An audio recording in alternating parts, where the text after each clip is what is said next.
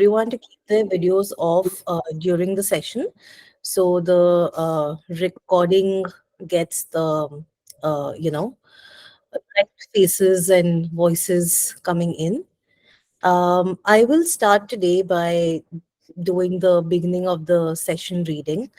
I might get a little distracted in between, but I'll try not to get distracted. But people who are trying to join in, just give me a second, letting the last few people in. Right. So, hi everyone. Good to see you. Good to see you all. Thank you for introducing yourselves on the group, and those of you who haven't, you can continue to do so. It's just nice to know, what everyone is doing and how what everyone wants to get out of these sessions. It just also helps us. Sort of skew them towards what it is that you guys need. And if there's anything in particular that you are looking at, like I remember Kunzes had mentioned that she wants to understand, conversion, caste conversions, and in the Buddhist context. So maybe that is something we can touch upon. So if there's anything specific that you want to know more about, please feel free to, let us know on the group so we can address it in the sessions that come up, or add your questions into what we are preparing. I'm going Shubhra, to start with. I just sent you a link for something that I just thought of, like that we can play. It's a 2-minute clip, so if you can just like copy that link into your laptop and then yeah, I'll do that. thanks. Yeah. I'll start letting just a few more people in. So I shall start with the reading today. It's a poem called Sacred Thread, and I'm going to read it. At the Gandhi hostel, Dalit students might be given free food and accommodation.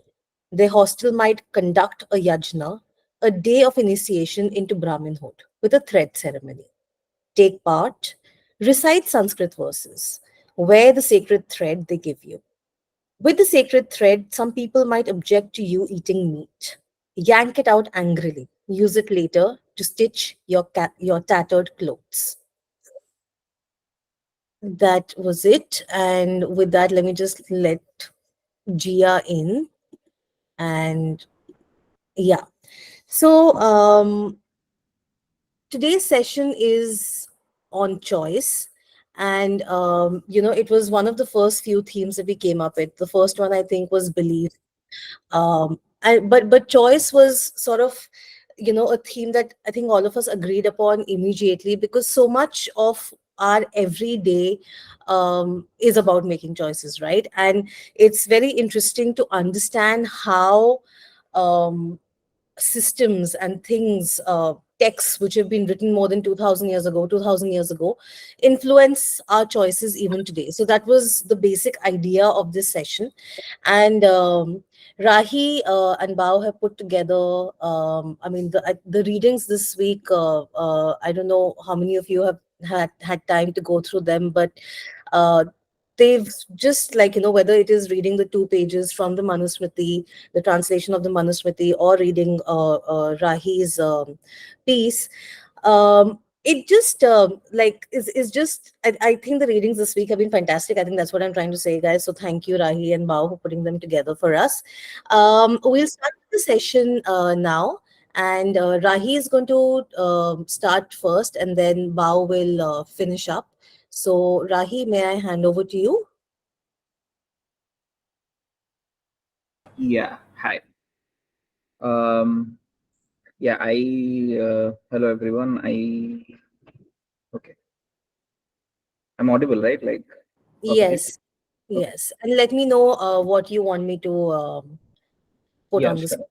Yeah, Yeah. sure. I'll tell you in a bit.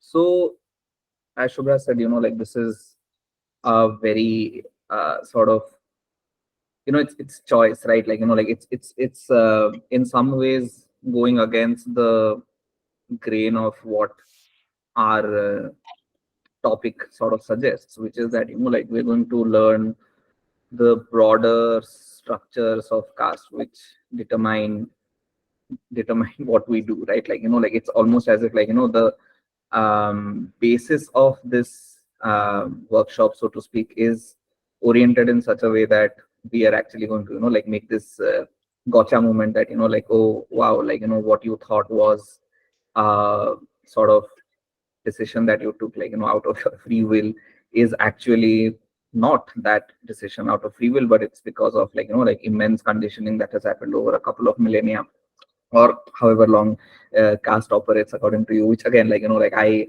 really want to zone in on this, like, particular point of, how there's this sort of naysayers have this sort of very comical almost like thing, right? Like where they constantly talk about how caste is a Portuguese invention that happens in the 18th century, right?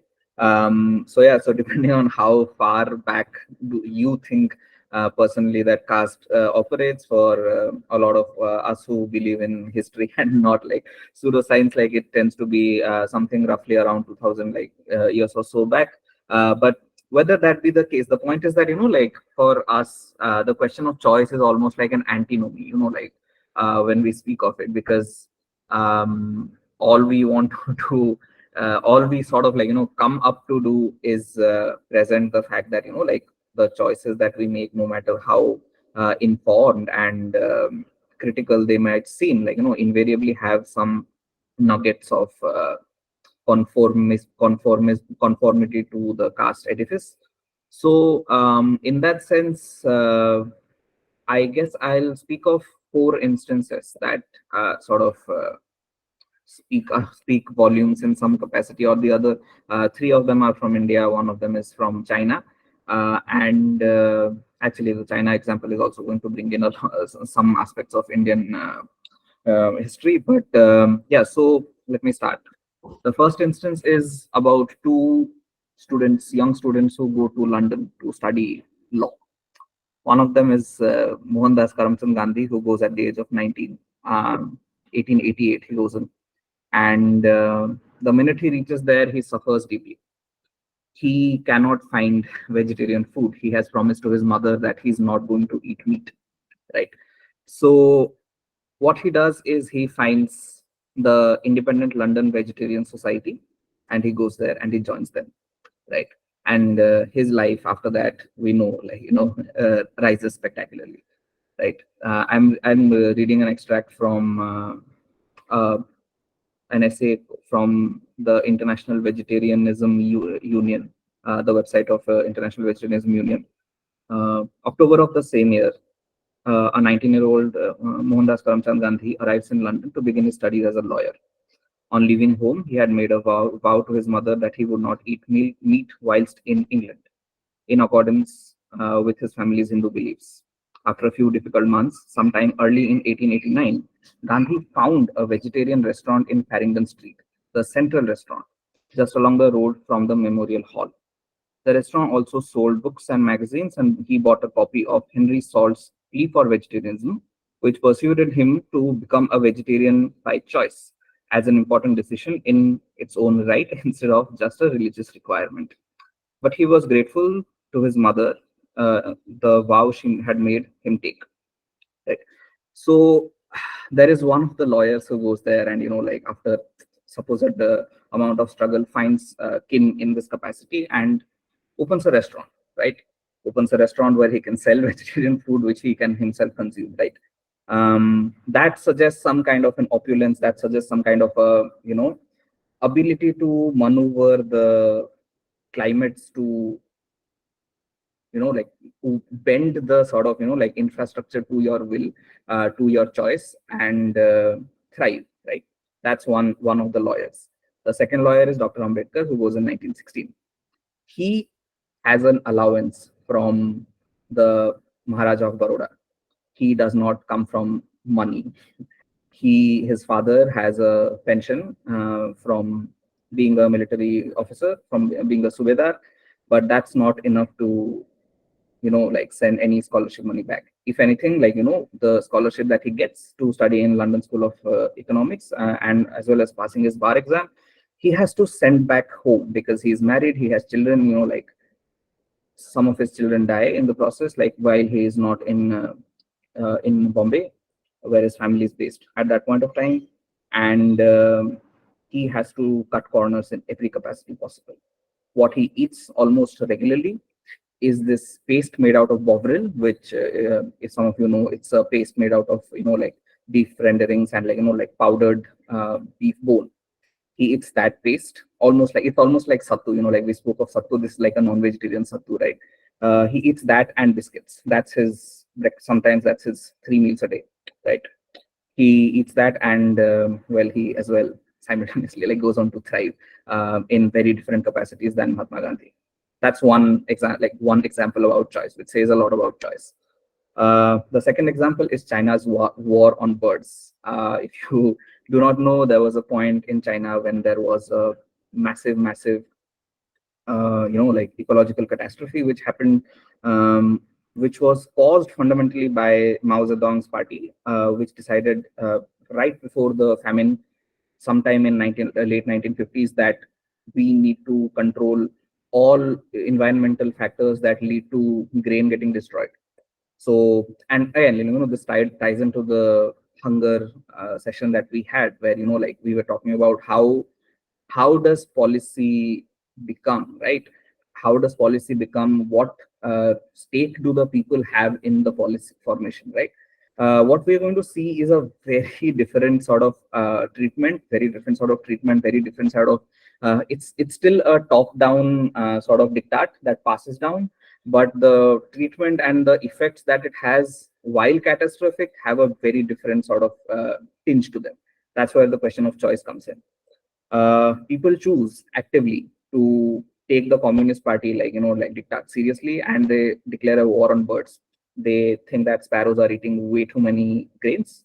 They're going to kill all the sparrows. They do kill some of the sparrows, but what happens is that the locust shows up, right? Because the sparrows were the ones who were, eating the locusts, right? So now, full of locusts, like, like their grains go even worse, and then there is an enormous sort of catastrophe of, like, like unbelievable scales, right? Like, because, people keep quoting how the communist government killed x million people. Some, like, a lot of them happened during this famine, and the CCP has decides to, like, stop this war on birds. It loses the war on birds, and as a consequence, like, people do not have grains to eat. There is an enormous famine. Then the CCP sort of decides that what we're going to do, like, like, we really don't have any food anymore, so what we really need to do is encourage people to, on a national scale, on a policy scale, to consume everything that one has, especially, like, like animal proteins of any kind. And there is a prize for coming up with recipes with rare, like, like hitherto unused animal meat, right? And that sort of, like, um, falls into, like, the decades, and that's the reason why we constantly keep saying that, like, oh, these, like, Chinese people eat everything, like, which sort of comes to a tilt during the COVID virus, right? Like, where there was this misinformation that, like, it is because the Chinese eat bats that, like, the virus sort of spreads, right? That's where the logic of xenophobia starts. That's where the logic of, like, the Chinese, like, being deeply immensely into eating, like, like rare meats just for the heck of it, like, like, there is a history of hunger to that, right? What it does, however, is solves hunger. China, for, I mean, of course, like, there is some kind of dispute as to whether, like, Chinese data is supposed to be believable or not. But China, primarily, the way we can see it, like, at least from the understanding that we have, has eradicated hunger. It has a very powerful middle class now. It has a very powerful, like, buying capacity now, because it doesn't have to focus on survival, like, on thriving, like, on constantly scrounging for food. A converse kind of example doesn't happen in India. There are actually castes historically, which are bird trappers, which are musahars, like, which is a example that I'm sure, like, a lot of you are familiar with. There are examples of animal, rearing castes which rear animals for the sake of consuming them at the end. There are pig herders, like, like I briefly mentioned the pig herding caste, like, last time. I actually also mentioned them briefly in the essay that I wrote that was in the reading material today. So there is no such nationwide policy that happens in India. In fact, if anything, there is a discouragement of meat as a national subsidizable entity. What we get is grains, what we get is a green revolution, what we get is hordes of East Indians and parts of India where they have they really have no history of using wheat, but now suddenly there is a ration shops which are selling you wheat, right? So that's one choice that people make, right? That's the policy that we make at the policy level. The third example is of a young Umar Khalid, who in a 2009 documentary, Shubha, like if you can share the screen and play this clip.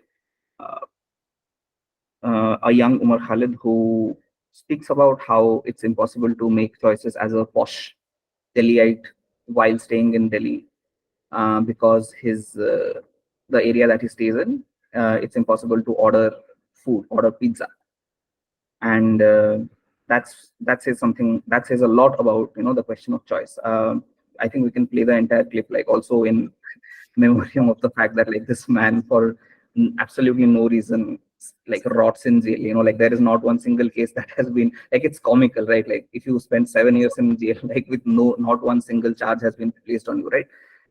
So yeah, like I think we can play. And this like what we will see, like I think that this clip is also important because um, perhaps not in the immediate fascination that we have with food, but in some way it says a lot about how we choose to see people, like because this clip, unless you've seen it before, like you're going to see a Umar Khalid which is perhaps very different from your image of this supposed like like erudite activist person. This is a horrible person, like like this is a posh South Delhi douchebag that you're going to see. So um that's the sort of like like that sort of also speaks to some kind of choices that we make of like how we look and think and imagine people, right? So yeah, play the clip, Shubha. Thanks. Yeah, I'm just going to play it. Let me know if you can hear it because sometimes that becomes an issue. Oh, okay.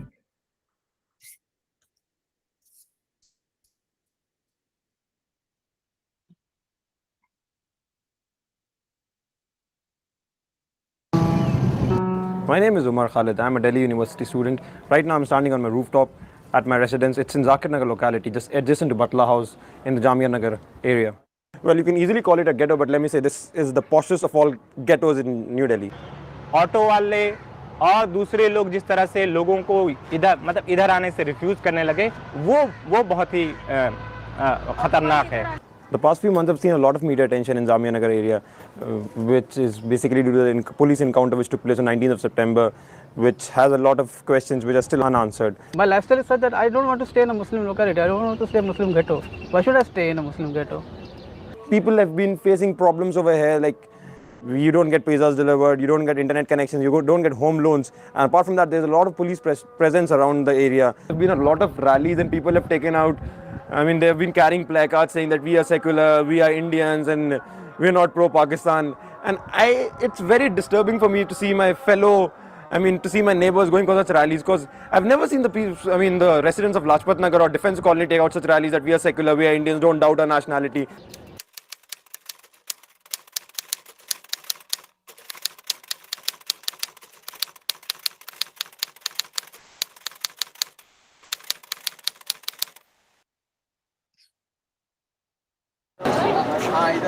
Yeah, I want a connection in Jamia Nagar. Actually, I want to get a pizza delivered. My number is 9873 961 701. You don't provide it over there? Any specific reason? You don't have any service over there? Out of delivery area. But then I'm standing in Newbins Colony right now. Then that's only half a kilometer from here. This is very ridiculous. Okay, fine. Okay. There have been instances when, girls have come up and spoken to me on my face that yes, our parents tell us that please don't Yeah, be I think friends we with can Muslim stop here. guys. Yeah. So the lack of choices that Umar sort of like like highlights is something that Dalit people face on a daily, especially in the poshest of urban colonies. I suffered from that very same problem, uh, in the sense of like what Rakshanda Jalil's quote says, like it's one way of life being exchanged for the other, right? Like, and I suffered that personally in the last, like in the end of the last year, like beginning of this year, when for 3 months I could not find a house, not because like I couldn't afford one, but because like there were a lot of questions being asked about like who you are, like whether you're going to be consuming meat or not, like so, and in that way, I think like one of the most beautiful sort of like nuggets of choice that came through, like because like while I was like really stressing about how to find a house, like I spoke to a lot of friends, and they sort of shared bits and pieces of like how they themselves found house hunting really hard in South Delhi especially. And one of the like, and this is the example. So this person who's from the Nunia caste, like which is a like people used to bring out salt from the mountains, right? Like that's, I mean, rock salt, right? Like, so this was the caste that was entirely like in that occupation. So he belongs from that, and like he's from Bihar. So this is a person who's like, now it's in the SEBC, like the specially economically deprived castes, classes, like category. So this person tries to find a house in near ashram, right? And he goes to the landlord, and the landlord says, "Kya ho?" And this person is really idealistic, and this was the first time he was trying to find a house in South Delhi. So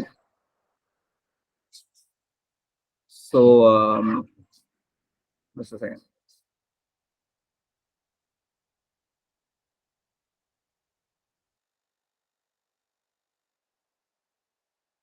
Yeah.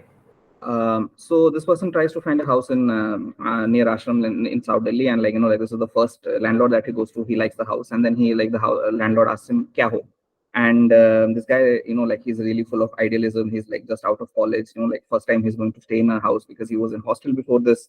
So he says, "मैं इंसान हूँ," and the landlord promptly says, "हम इंसानों को घर नहीं देते." So that's a choice, right? So I think these are like like four instances that this is the third instance, right? Like, yeah, the fourth instance, I think, like, and Bao will pick up a lot from there, is the instance that we saw last a couple of weeks back when Zomato decided that they'll choose to come up with an especially a green fleet which is going to deliver food, like pure veg food, vegetarian food, pure veg food to their clientele, right? And this was based, according to the Zomato CEO, on data which suggested that India has one of the highest population of vegetarians in the world, which again like, which of course it's true, but the like but the sort of asterisk is that it's only true because this is the one of the most populous countries in the world, right?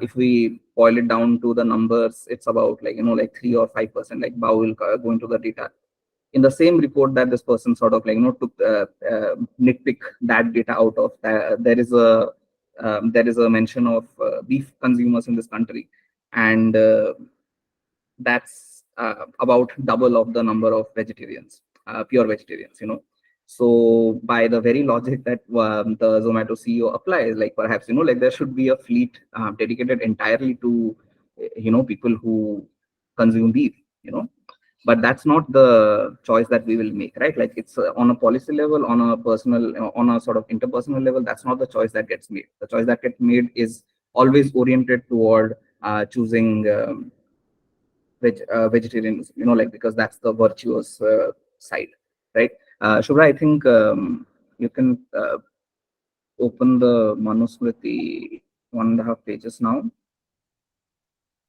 and maybe Bao, you can pick back. I'll come back to this in 10 minutes, if that's all right. Yeah. No, why don't you do this? Then I'll take the Okay. Zomato from here. Okay. Okay. You'll pick back from Zomato. Cool. Okay. Yeah. So no, Shubhra, like the PDF, like, I mean, I'll come back to this, but the Okay, PDF. got it. Yeah. Just give me a second. Yeah. Sure, sure, sure.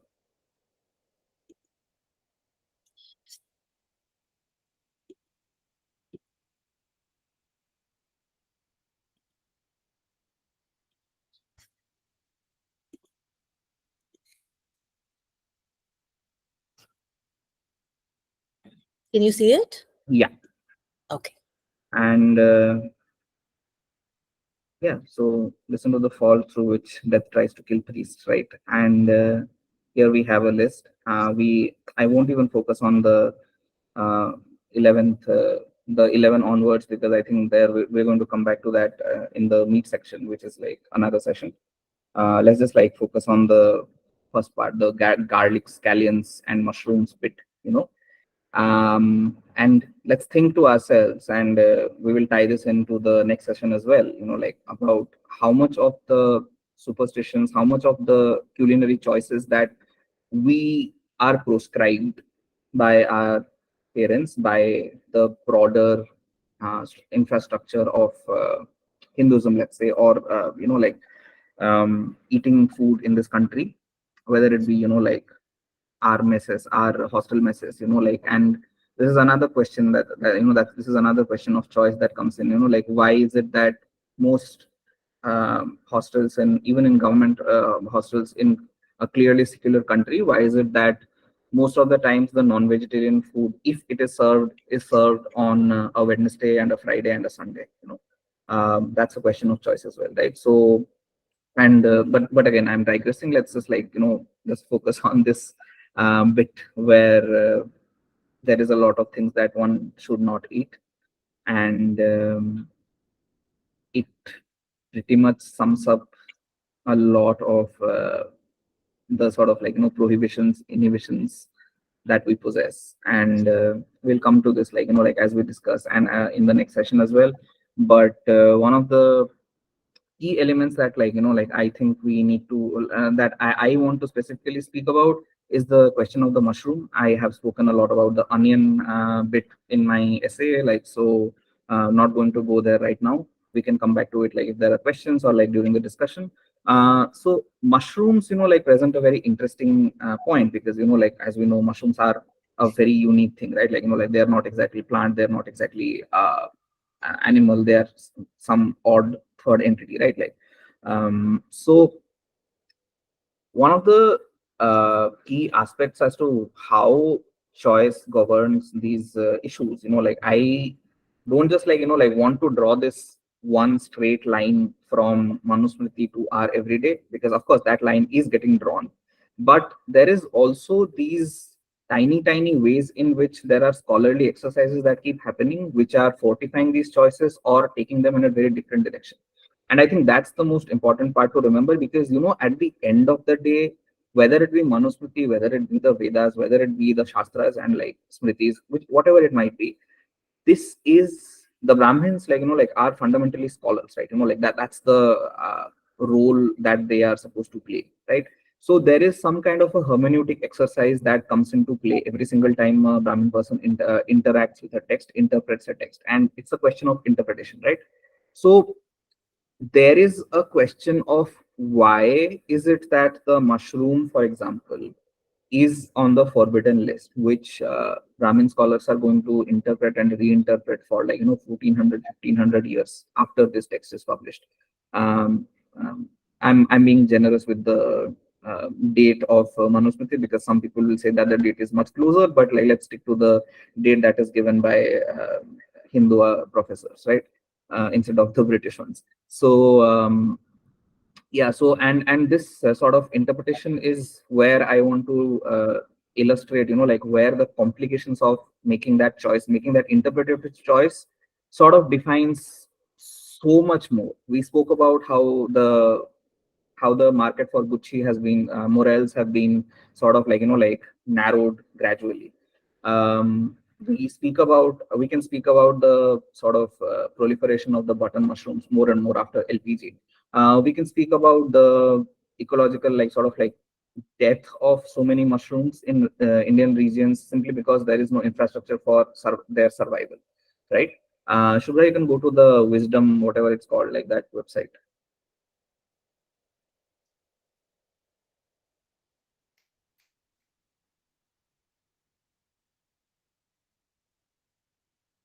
Hello. Yeah. Can you see it? No, it's stuck on the Manusmriti only. Oh no. Okay, it's on my screen. 1 second. I'll just stop sharing and share again. Just give me a second. We can see it. Ah, okay. Oh, it's a problem with me then. What? Um, do you want to just leave and come back? Okay, can you just Yeah, just leave and rejoin. I'll let you or in immediately. or can you just stop screen sharing and do it again, because Yeah, that will I'll just probably solve it. 1 second. Oh yeah, I see it now. I see it now. I see it now. Oh, I'll okay, just cool. stop presenting. Wait, I'll present it again. Yeah, take it. Thanks.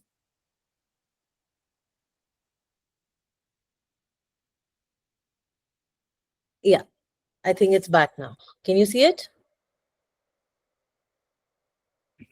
I can see.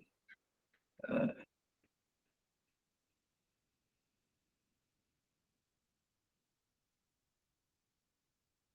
what is happening? I mean, I can see the S, but like it's not like started to present or something. Oh yeah. It's Okay. probably Cool. the Ha. thunderstorm. Yeah. So yeah. Now I can see it. Now it's thanks. Yeah. Ha. So yeah. So this is Medha Thithi, who is a commentator. Sometime around the, I actually don't remember the centuries. Like we can like just find the, whoa, I'll just like continue speaking, somebody can check the dates of this person. So this is again a scholar, a Brahmin scholar, of course, like from some medieval time. And this person, like, is sort of not medieval, like early modern. So this person is talking about the mushroom, and he speaks of the mushroom as kavaka, like that's the phrase that Manusmriti uses. And he sort of does this material analysis of the word kavaka, and Shubha, you can like go down. Uh, so, the tricky part, I think, comes in when, we can see that this is a person who will, in all capacities, be seen as a studied Brahmin scholar. But this person is trying to make head or tail of whether Kavaka is Chhatraka or Chhatrakara, right? Like, so, and in Odia, for example, mushroom is called Chhatu. So, like we know that like Chhatraka or like whatever, because it has a umbrella sort of shape, is a phrase that definitely comes from Sanskrit. Like, so, like that is, yeah, that is in any case true, right? But this person is like trying to make head or tail of whether Chhatraka is indeed Kavaka, and this interpretative choice that this person makes is going to influence the school of thought that he belongs to. Hmm? And it is this sort of choice, this sort of scholarly choice that is being made, which would in turn be applied when the Manusmriti becomes a legal law, which like I mentioned last week, was the case in so many of kingdoms, so many of conservative kingdoms in India, right? So and so yeah, so this person sort of like goes through these this sort of direction. Like again, like what he interprets is not exactly of importance to here. Like what is important, that like there are these, like even for Brahmin scholars who were based, thoroughly rooted in Hindu cosmogony, something as simple as the mushroom's name becomes a metaphysical question.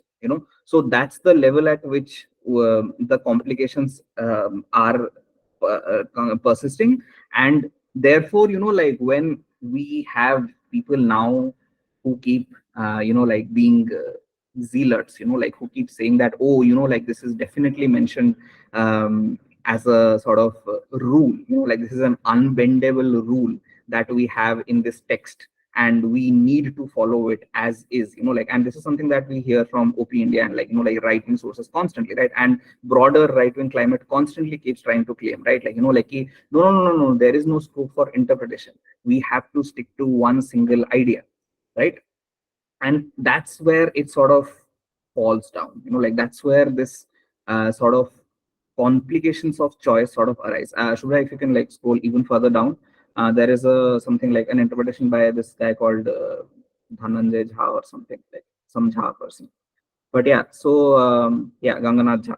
So again, this is a probably a 19th century person. So he speaks about Kavaka again, and I just want to go to the Munir Williams Sanskrit dictionary, which sort of defines again, like which takes this very entry from for the mushroom, um, and places it in the dictionary. That's again the one of the earliest dictionaries of Sanskrit to English that was created in this country.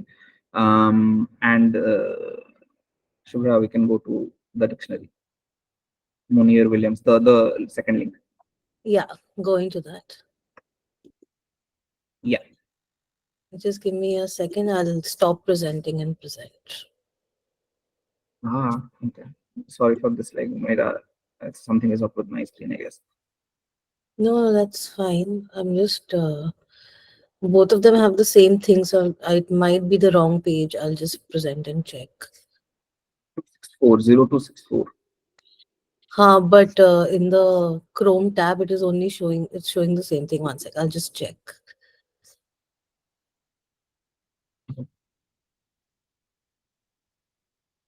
I think this is the second one. Sorry, I'll present the other Yeah, one. this is the second one. You just like click on the Cool. I'll just click on the other one. One sec.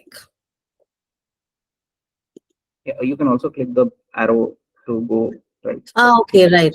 I can actually do that.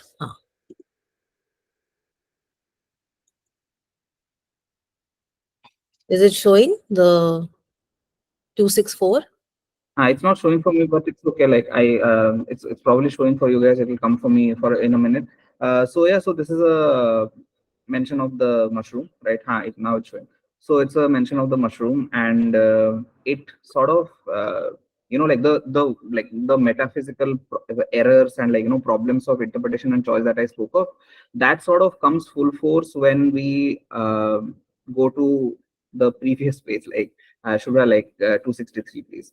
Like where there is a sort of, and sorry, I didn't mention that in Medhathiti's commentary, like we see that the reason why the word like the word kava or poo is attached to the mushroom is because it's smashed by your foot, and there is a sort of transference of quality, of like impure qualities, purely because you smash something by foot. But the funny part, like, the interesting part is that this sort of materialism, and like maybe I'm going too much into like the philosophies of things, but like we'll come to that like in the discussion. Like sorry if like I'm yapping. The interesting part comes in, I think, where the word kava itself sort of like attaches to other phrases, and that becomes impure. So it's not just about the thing in itself that becomes impure by the touch of the foot, because as we know, like the brahminical body, like like the Brahmin stays at the top and the Dalit stays at the bottom, right? The Shudra stays at the feet, right? So the feet touches the mushroom, so like it automatically becomes the feet touches the soil in which the mushroom grows, so the mushroom automatically becomes impure. So there is a very clear sort of consistent logic of caste to it, untouchability to it. But then that logic sort of extends not just to the thing, but also to the word used to describe the thing.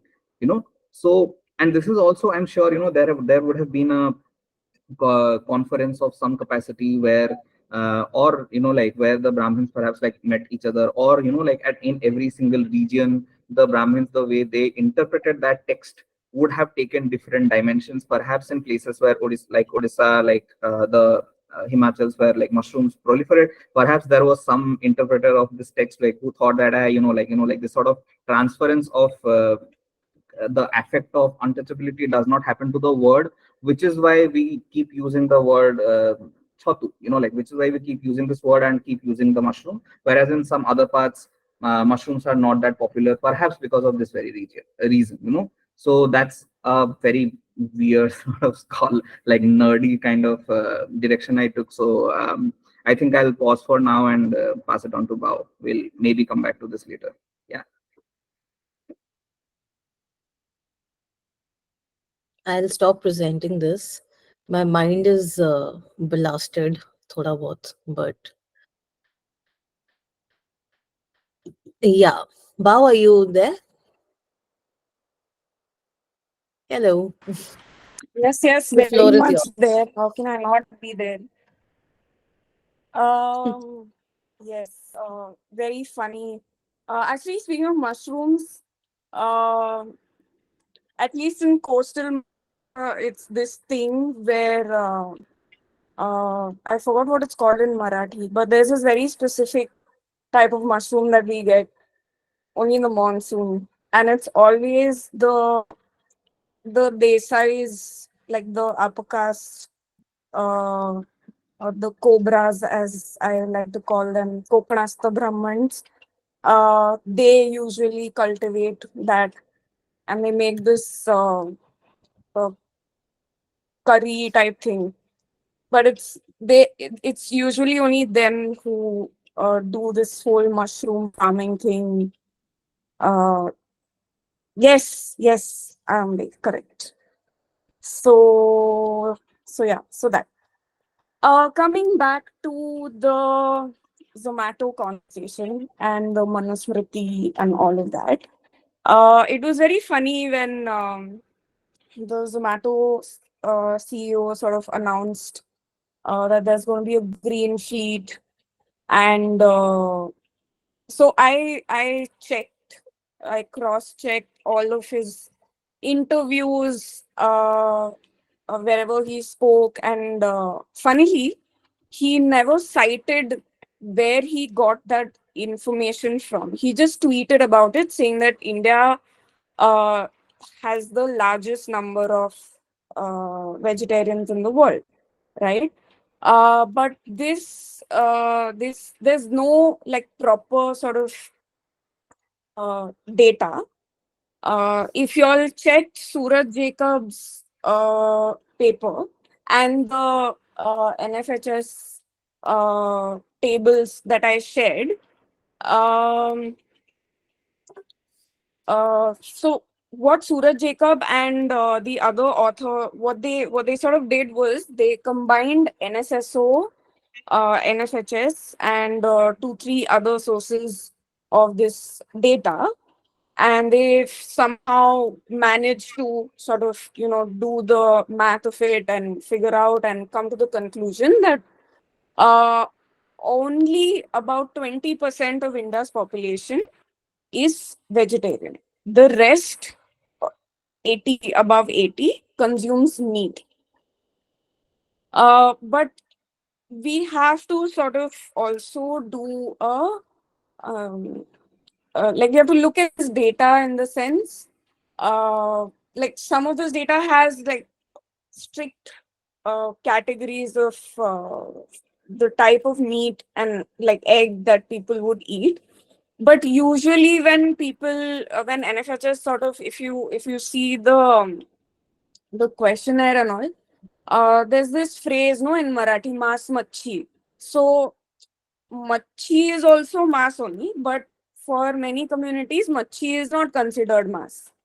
Whereas the UC upper caste communities, they consider machi to be mass. But mass again, there is different types. So some communities will consider chicken not as mass, egg not as mass, but mutton and pork and beef will be considered mass. So um, there's a lot of vagueness about all of this, and we really need to sort of do like a proper census on food and what is consumed and what is not. But based on the garbage in the Manusmriti, people still follow all of this very, very strictly. So strictly that it's it's absurd that uh, there are research papers which claim that uh, now I'm talking about caste and gender. So women, old elderly women, apparently they become vegetarian after some point because consuming meat after a certain age is not uh, does not give shobha or something like that. There were a couple of research papers that I came across where women through the age of like 18 to like 45, 50, they consume meat. But once they get older, they stop consuming meat. And they say that meat is something that is meant for men to be had. Uh, this is mostly from upper caste households, but from SC/ST households, that is not the case. Uh, the one thing that really amazes me is how Zomato sort of picked that one, you know, um, I don't know what the word for it is, but it's like you use that one thing and then you blow it out of proportion and claim that India is a land of vegetarians and most vegetarians are from here and blah blah blah. So it's very funny कि our choice is not really our choice. Uh, it's something that's always imposed upon us. Um, cherry picking, yes, Ankita, correct. But वो manipulate भी किया. Like he manipulated that piece of information to his advantage, right? And you can see clearly how sort of the Banya community uh, helps with this Brahmanization of choices. Uh, when we when we of the whatever is written in the Manusmriti and other Hindu texts, no, it's like uh, they've they've made a language. There's a semantics for the kind of food uh, that one can eat and one cannot eat, right?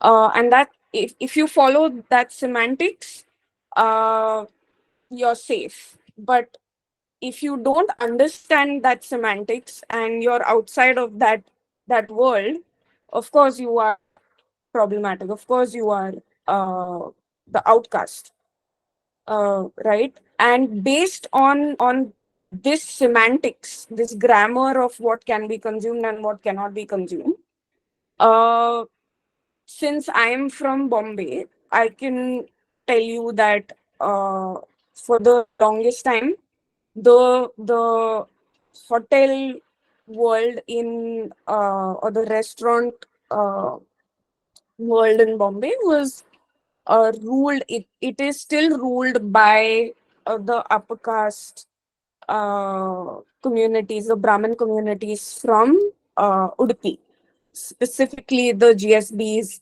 the Shetties, the Bunt community.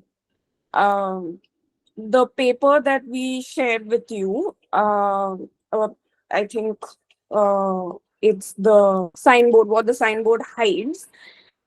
It sort of gives a nice idea as to how the hotel industry, at least in most.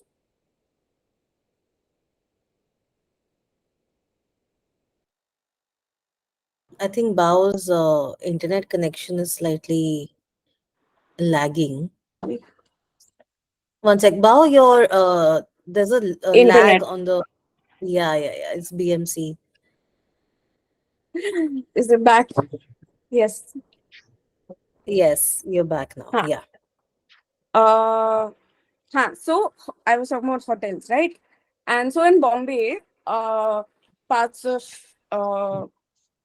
big cities of Maharashtra, Karnataka, you mostly have had. Now things have changed, obviously, but previously it used to be. Sorry, uh, someone was saying something. Wow, maybe turn your video off.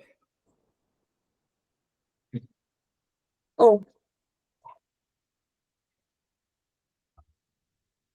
is it better now? We can hear you clearly, yes. Cool. Yes. ठीक है. So, what was I saying? Yes, the restaurants, most of them being owned by upper caste Kannadiga communities, especially the GSB communities. And if you went through that paper, you would have noticed that if the restaurant is owned by Brahmins, uh, the the main cook, the chief cook, the assistant cook, they will the person who makes the dosas and the person who sits at the counter, they will mostly be from Brahmin castes only. Uh, the supplier, however, will not be someone from the Bunt community. Bunt people usually supply only to other Bunt run restaurants. Uh, and in very, very few cases, if there is someone who is from the one of the middle lower castes who owns a food joint, then you have only people from those communities who are employed into the restaurant. So likewise, in Maharashtra also, we have this concept called as Vishranti Gruhas, which were uh, which I think was started in Nagpur, if I am not wrong, by C.V. Raman. So when C.V. Raman had been to Nagpur, and he was not happy with the batata vadas over there, and they were stale and not fresh and cold. He got a place for himself and started running and got his cook who is from the Iyer caste to run that place, and he named it Vishranti Gruhas, where in addition to poha and batata vada, they started selling idlis and dosas and all. And this, I think, a lot of the other Brahmin communities from Maharashtra. Sorry, uh, someone was saying something. No, you continue. Oh, okay. A lot of other Maharashtrian Brahmins picked this up, and today, if you see in Bombay, most of the, not most, all of the Vishranti Gruhas are owned by the Bhatts. There is a special Bhatt Vishranti Gruha where only pure veg food is served, and specifically food that follows the Maharashtrian sort of weird Vedic Manusmriti thing, where onions and garlics are not used, uh, and even the people who clean the place are from mostly from OBC communities and not anybody else. Uh, and it is open only usually for Brahmins specifically. The concept of Vishranti Gruha is very funny because it's a very Brahmin thing to do, right? Like you recite the whatever text and you exploit a bunch of people and then you're tired in the afternoon. So then you go take a nap and you rest. And that is the whole concept of Vishranti Gruha, like rest house. Uh, because these places are not open after I think 4 p.m. or 5 p.m. They are only open till I think that point. And after that, it's shut. At least the ones in Pune and in Chembur, what I know of, they shut off by 4:35 o'clock. So the there's no choice as such that you have in such places when it comes to food, right? They impose the food on you, and that's what it is. The other thing about choice is that I don't know how many of you are from Bombay or at least keep news from Bombay. At one point, I think um, this was in 2008 or 9, something around that time. when radio stations were very popular, college radio was very popular, and restaurants and vada pav stalls would get into this competition where people would go and vote for um, the best pav bhaji and the best vada pav. I think it was called the Pow Wow contest or something like that. Funnily, you usually get pav bhaji only in these Kannadiga people owned restaurants like Shiv Sagar, uh, other variations of Shiv Sagar and Sukh Sagar and Guru Kripa, and you get what I'm trying to say. And it's why it's funny is because pav bhaji was never a a Brahmin food to begin with. Uh, it was the mill workers' food. The reason it was the mill workers' food was because mill workers because they were exploited. The lunch break that they would get was only for 15 minutes, and that is the only break that they got in the entire shift of theirs. The other break that used to happen was around 3:30 when there was a 10-minute break for chai. Uh, but when my grandfather was in the mill, that time they removed that also, and there was only the 20-minute break that was there. Now, in the 20-minute break, it wasn't possible for them to eat chapati bhaji or, whatever. So the concept of making bhaji that was from leftover food, and then you get the pav from the local bakery near the mill itself. That was the whole point of this pav bhaji thing. So quickly you can have a meal and wrap it up. This was something that was taken over by the GSBs and the bunts in Mumbai when they started their restaurants like Saroj and all of these places. And they made it their signature sort of dish because they realized that uh, like having only pure veg food is difficult in a city that is fast transitioning. Uh, so yes, that is, I think, one appropriation, I guess, yeah, sort of situations with pav bhaji. So people often forget that when you say veg, veg means a whole bunch of things you can eat like kanda, lasun, all of that. But then the pure veg label that comes, that's I find that very confusing because does that mean you have kanda, lasun, and all of the other things, mushrooms included, um, in the menu, or like how does that function? So the pure veg label, I I find it very strange. Either the pure veg implies that this is purely for Brahmins, so they picked up the pure from there, and so someone's written he was reminiscent of many carryover dishes. Oh yeah, 100% pure veg. Yes.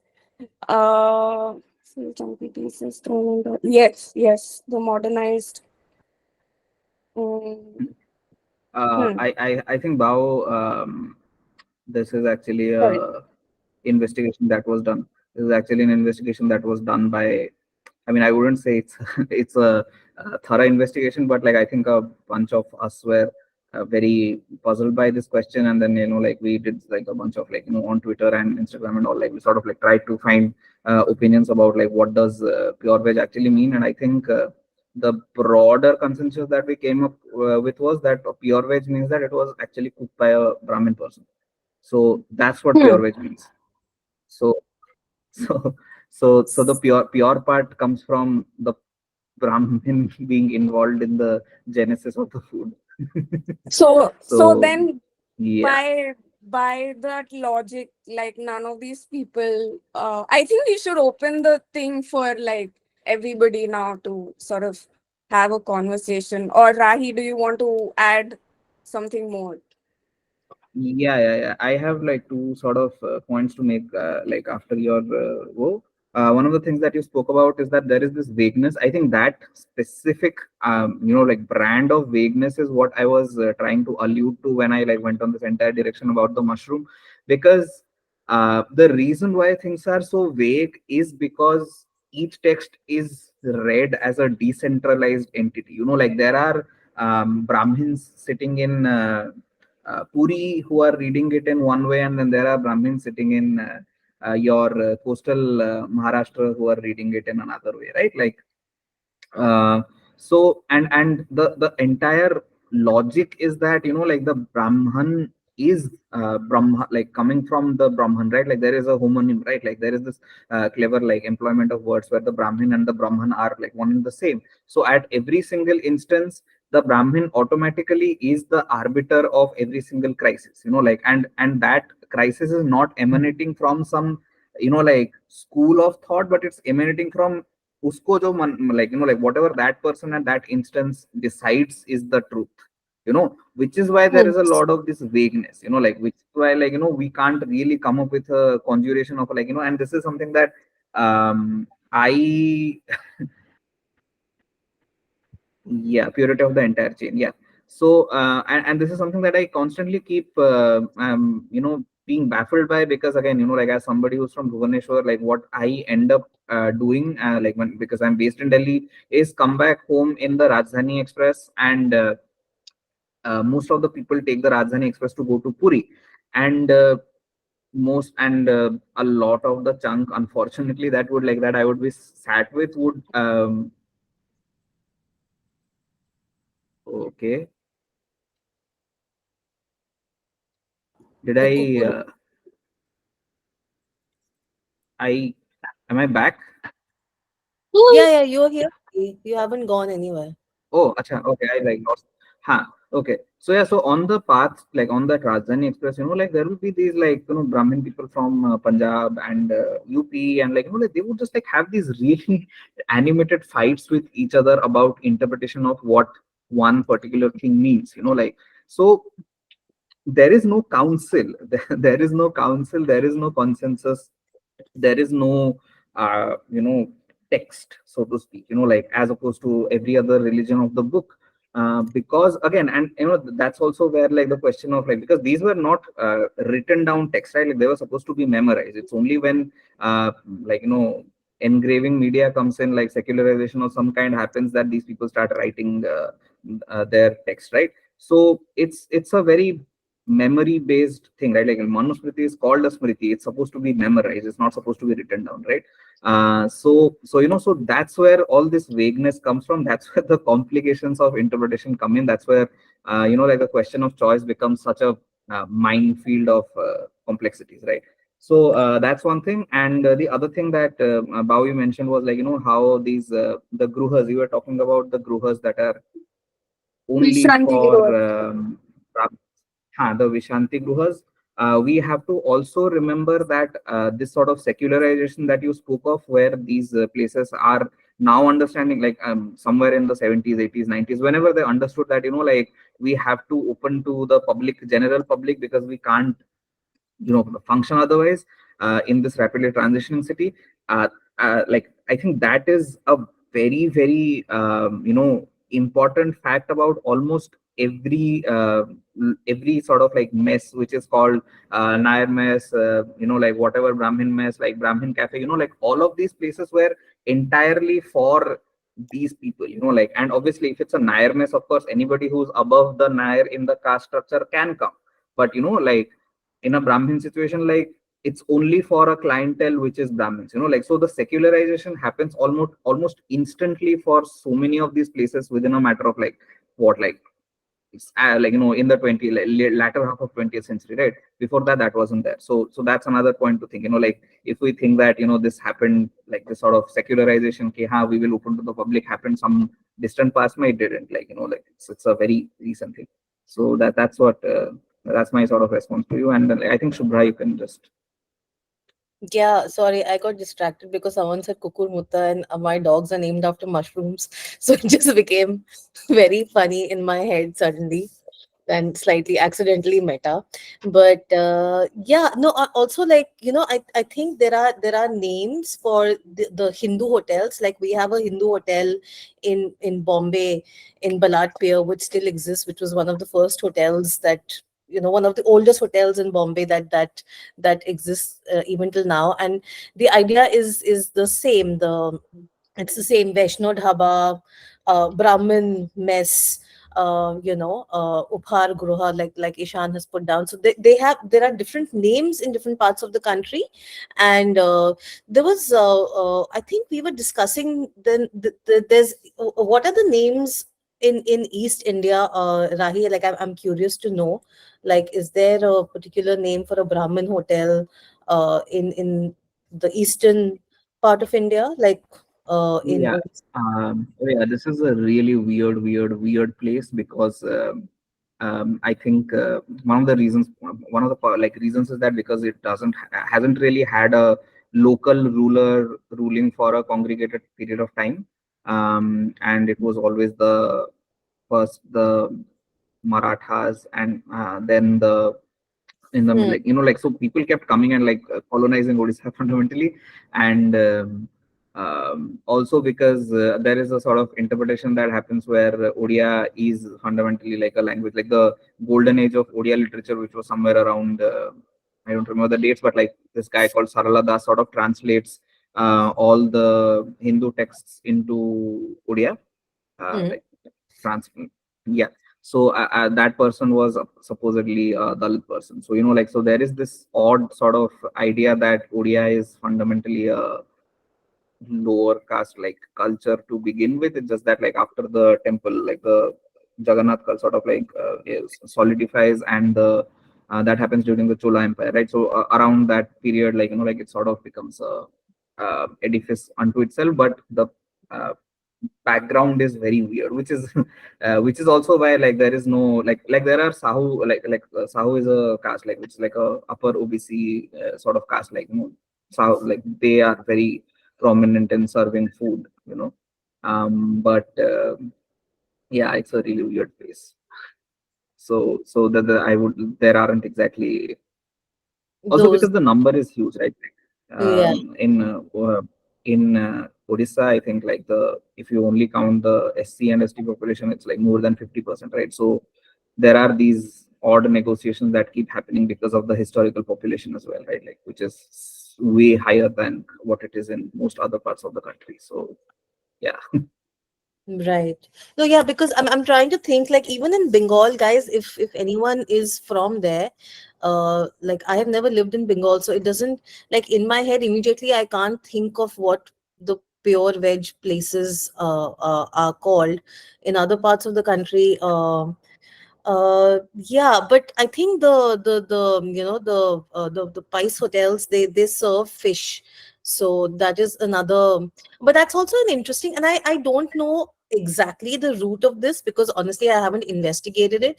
But in Bengal, Brahmins eat meat and fish, and it is probably something Yeah. to do with them being like coming to Bengal from the banks of the Saraswati. That is what is the believed, that they've taken, that yeah, they used to reside by the Saraswati, and when it dried up, they moved to Uttar Pradesh, to Kannauj, and then eventually came to Bengal.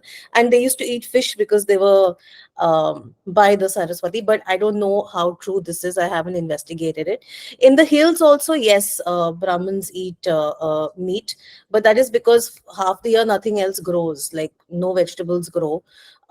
So it is, yes, it is what is available or not available. But I must point out something very interesting that is happening. Sorry, yeah, yeah. No, Rahi, you have something to say it. I'll give this example after that, something that's happening in the Uh-huh. market. Yeah. So also based on this premise of availability, there is also a tier structure, right? Like because like if you go to places like Banaras, there is a caste like structure, like tier to even within Brahmins. Like even within the top tier Brahmins, there is a caste structure. Like because it's you would always see the biggest temples will always have a Brahmin person who's from Kerala. Like who's from a particular subcaste from Kerala. So there is this like precisely because they can stick to the rules mentioned in Manusmriti most rigidly. So the more rigidly you can function within that structure, the higher tiered a Brahmin you are. And obviously, the Brahmins from East India are like, somewhere in the they are somewhere in the lower woe of that. So yeah, so it's the question of availability automatically sort of determines the castes within Brahmins also. So Right. yeah. That's interesting. Either be, I think GSBs eat fish. I think, but they are the only ones who eat So fish. they But are linked. They are Saraswat Brahmins. So, and God is the ancient name of Bengal. So apparently these are the same set of Brahmins who went from the banks of the Saraswati to Bengal and then came to the Konkan coast. And some Brahmins stayed in Bengal and they all eat fish.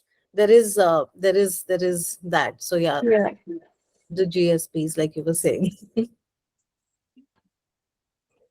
What? Okay, I'll come back to the what is happening in the mountains now. Where we live in Uttarakhand, it's a remote part of Uttarakhand, but this is something that is happening in Himachal Pradesh and Uttarakhand. Is that a lot of the mountain population, the largest, like a very large, I'm not sure the exact number, but a very large chunk is Rajputs, because they are believed to have come and settled there to escape, the invasions which were happening in Rajasthan in the medieval times. So they're believed to have come and settled in the mountains. They eat meat. The Brahmins eat meat, and so the mountains are largely like meat eating. Like even the oppressor castes over there eat meat. Now, what has happened in the last 20 years is that there is something called the satsang.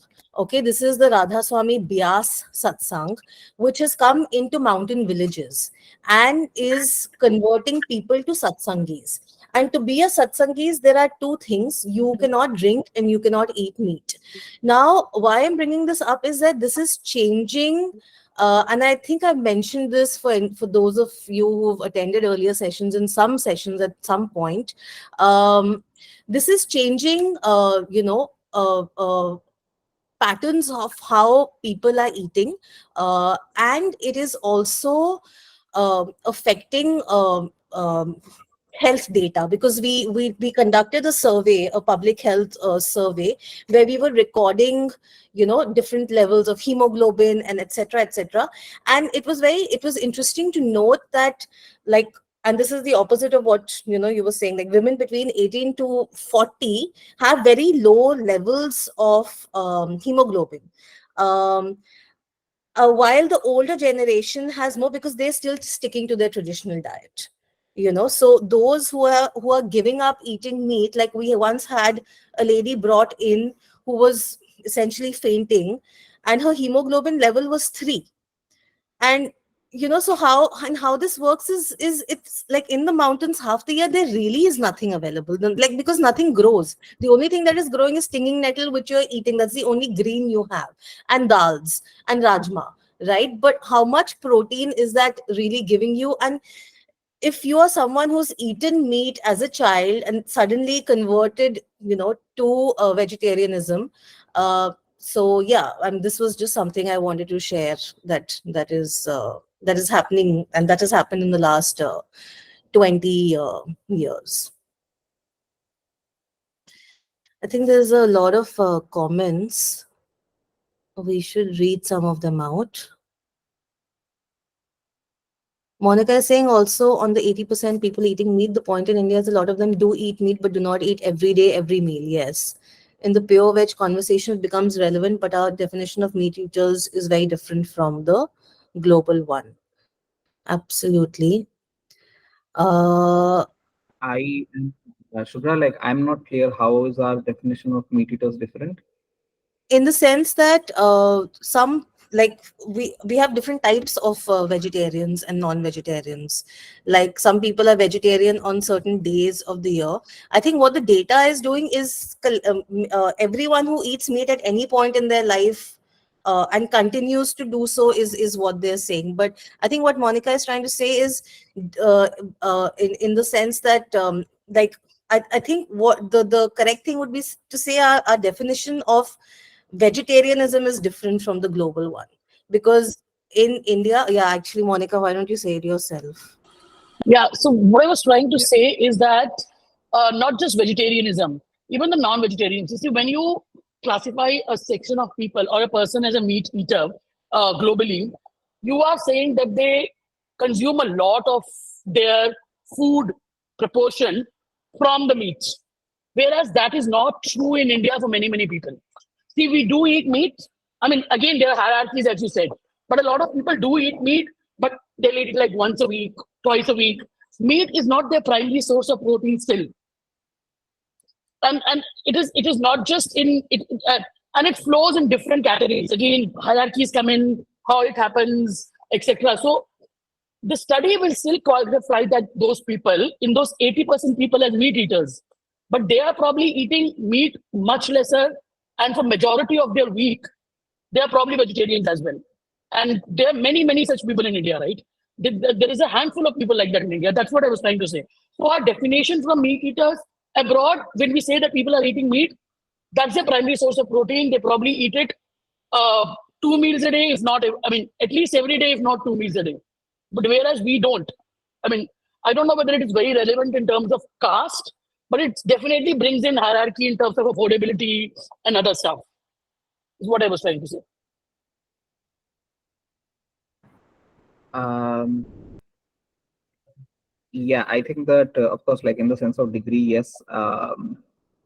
But I I still don't think that, like for example, the data that we are referring to, like, like that sort of took only Indian, like it was like a study done by Indians, right? Like, and the question was what Shubhra said, like if like there is a day, like, if you consume meat, yes or no, like in a stipulated amount of time. So, like, so that sort of, like the degree of it doesn't exactly sort of fill into the parameters, so to speak, because again, like, like it was a very straightforward question. I would slightly disagree with you in the sense that most Indians, like what most Indians consume, because the India that I come from, I think the most staple sort of dish is, and this is, I'm sure there's like a lot of Kalbaujan people will attest to this, like the most staple sort of dish to go with your rice is in fact like more and more it's becoming chicken, but it used to be different meats, like, and the chicken, when we say like we're eating chicken and rice, like it's not exactly chicken, it's the, like liver and gizzard, like the cheaper parts of the meat, like that come to the house, and then, like we prepare and eat it. Like I think that if we think of a national dish that is consumed by, like if we have to choose one national dish consumed by the most number of people in India, I think that would be it. Like the liver and gizzard curry that goes with the rice or the roti or like whatever protein or the ragi mudra or whatever. Like I think that that's something that we probably are, um, like perhaps like, like it doesn't come into the imaginary that easily, but that's what like, like I'm not, yeah, so yeah, so I think that like there is perhaps some sort of a question of like, like who are we, like, whose food patterns are we, like thinking of as dominant. So yeah. Right. So even when I started, it's very easy to imagine, that everyone eats like us. And by us, I'm talking about as if you are brought up in like a Savarna home, it is, and you haven't been exposed to, um, reality. I don't know, like that's the only word that I can use for it. It is and the people around you are somehow mostly, oppressor caste. It is easy to imagine that most of the country is eating the way you are eating, but what is the percentage? I think 73% of India does not eat at least that much. Am I right, guys? Is that I think that's an approximation, but I mean that's at least 73 to 75% of India is not eating like we are eating, and that is most of the country. So it is only right to say that most of India is uh, depending on cheap proteins, and what is available, easily available, whether it's the dried fish that we have in the Koli communities around us, or it is gizzard and liver and offal. So most of India is eating that every single day.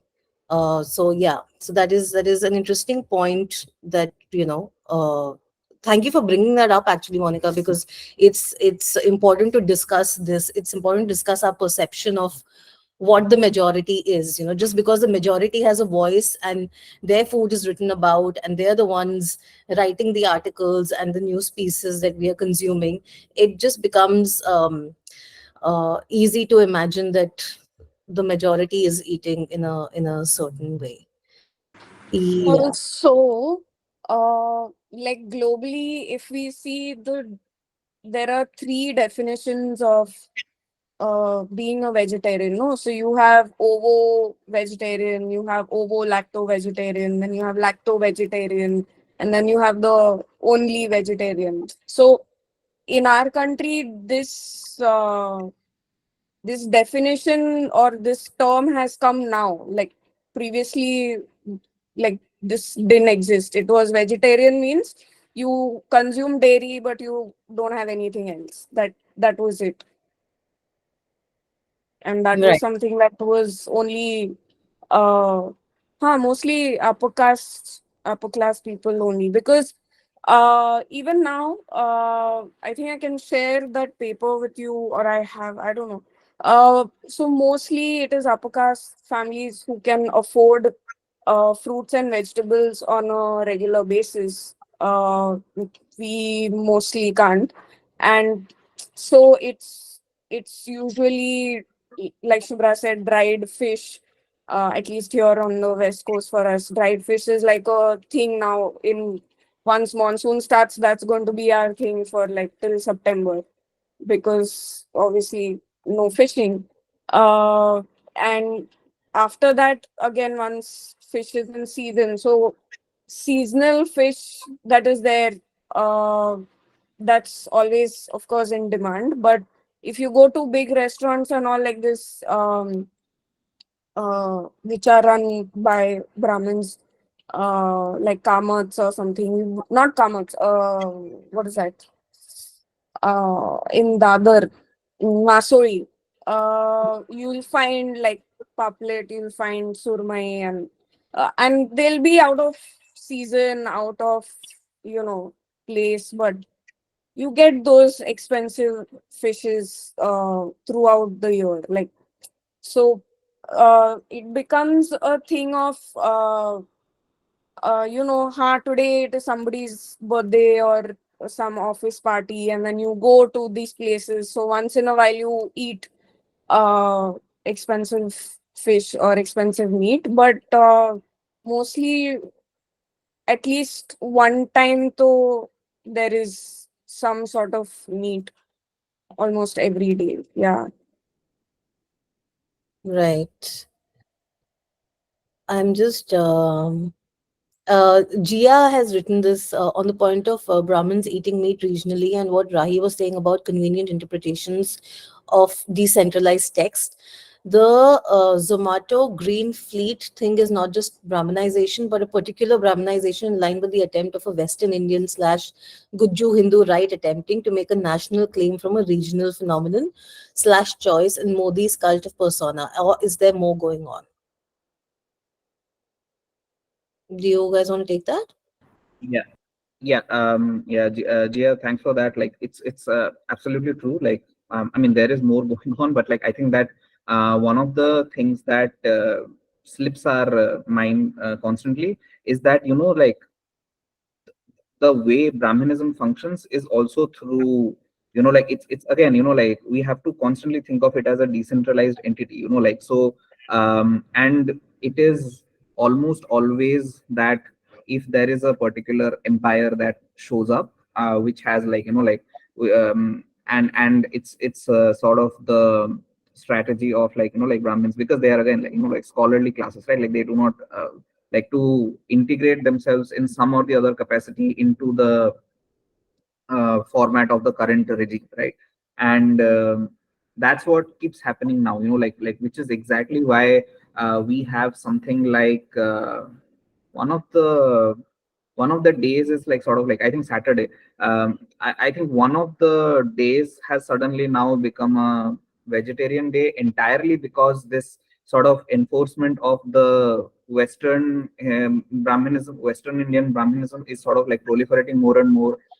There are fruits and like, like, consumption, like, of goods which has proliferated because particular Brahmins in, like, the West Coast, like, sort of like decided that, like, that's more viable alternative. So yeah, so yes, there is this very solid sort of contestation of Brahminism itself that keeps happening within each other, like, and the West, like, the Western Guju Indian variant is definitely emerging on top right now.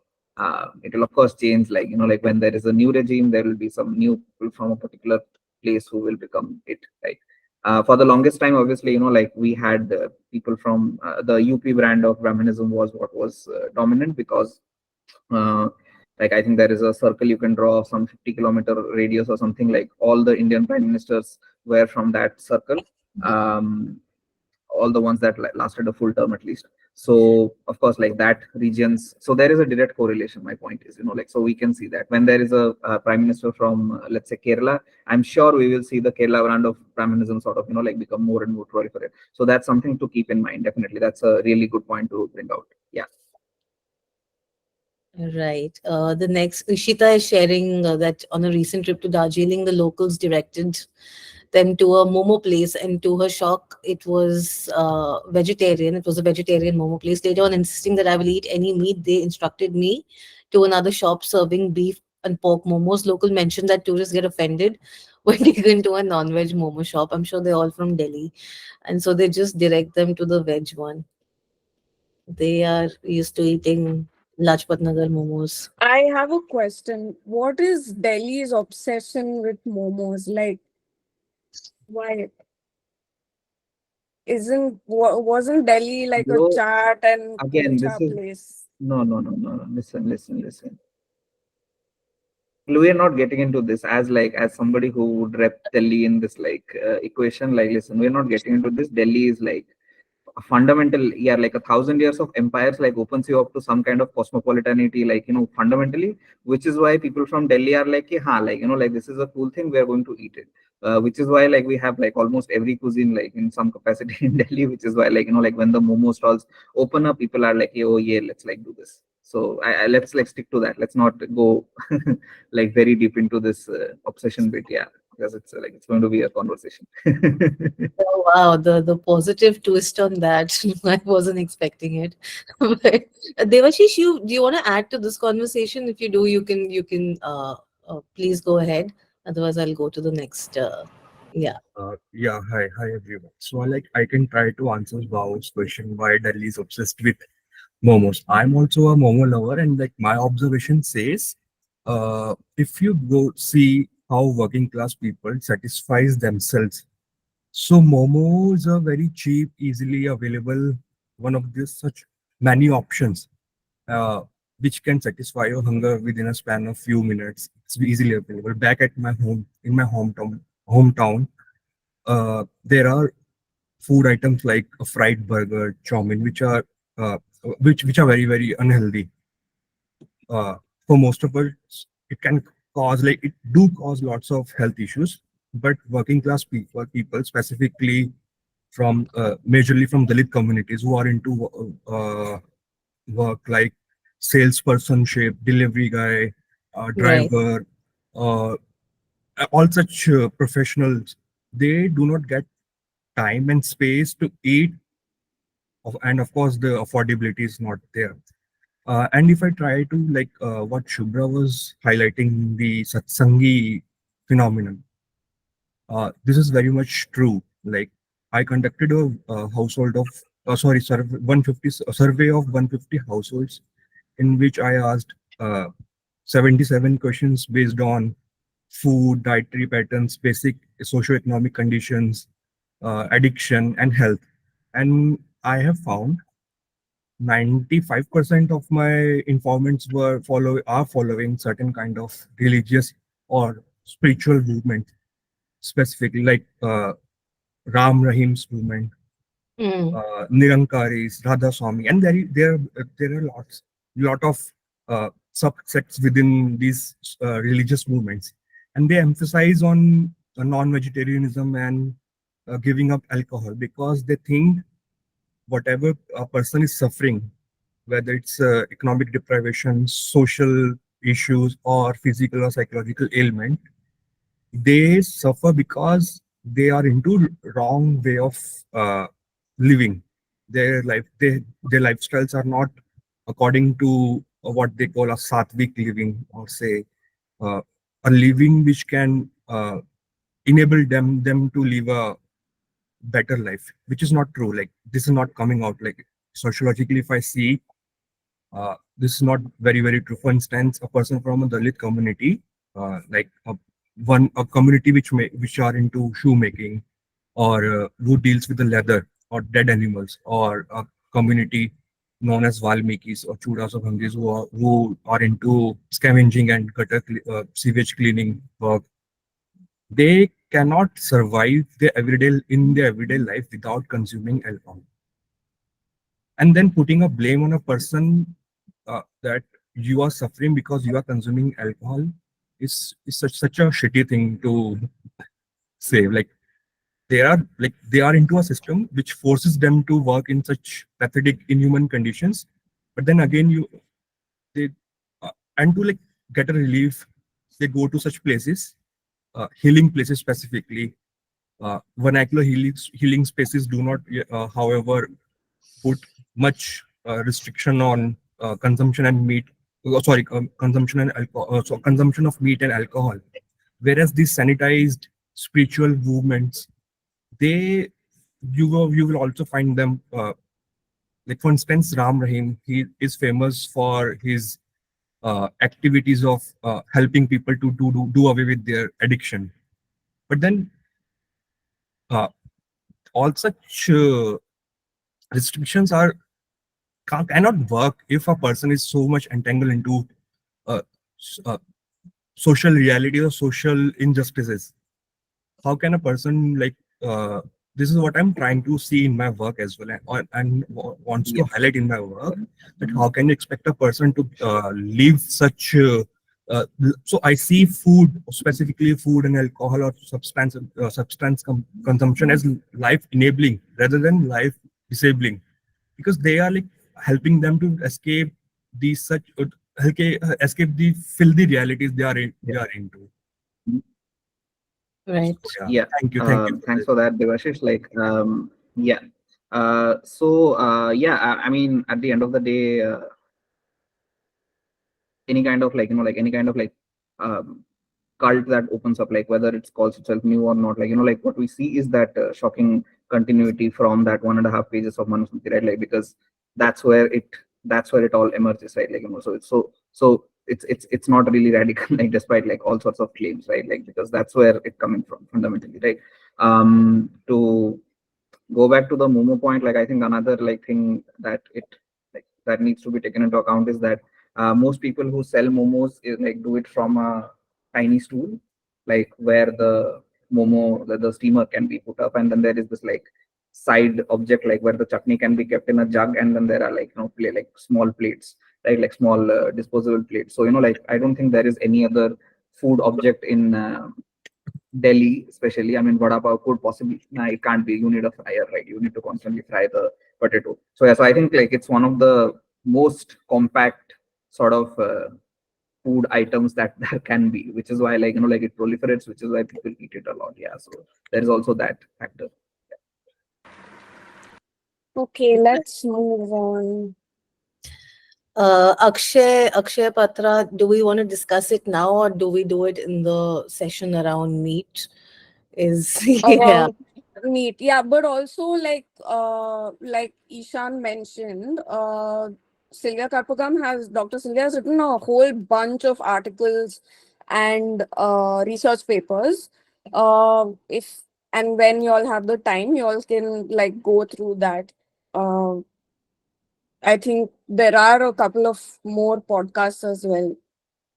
I think two or three podcasts are there. Yeah. Yeah, and follow her on Instagram as well. She keeps sharing. Follow her on Twitter for Twitter. Max Entertainment.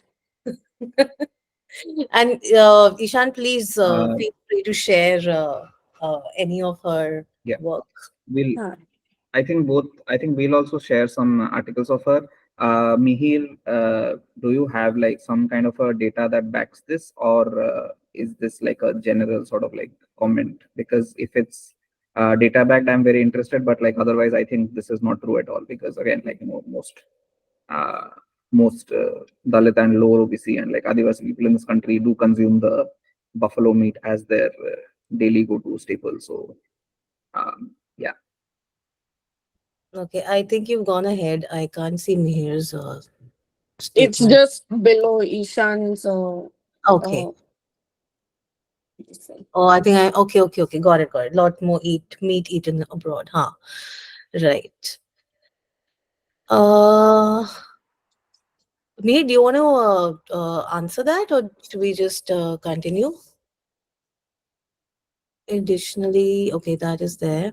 Okay, I think we'll continue if Mihir says something. Oh, there you are. Fine. from my Savarna perspective, then I guess. Okay, ठीक है. Yeah, so I We should shall. get corrected, I guess. ठीक है. Then. Okay, Mihir, thank you. We'll continue. Like in the West, they don't have this non-veg distinction. When they say meat eating, they classify on the frequency of eating meat. Actually, this is, can I just jump to what Antoine said about, can we talk about the term, because we're talking about this meat eating. Can we talk about the term non-veg, which is an Indianism and presumes vegetarian is the default? And he says, I've shifted to using meat-based and meatless, which I think is more accurate. I agree with this. Do you guys want to talk about the non in being added to vegetarian? Is there? I think it's pretty clear. Like, and Yeah, everyone agrees and just with it.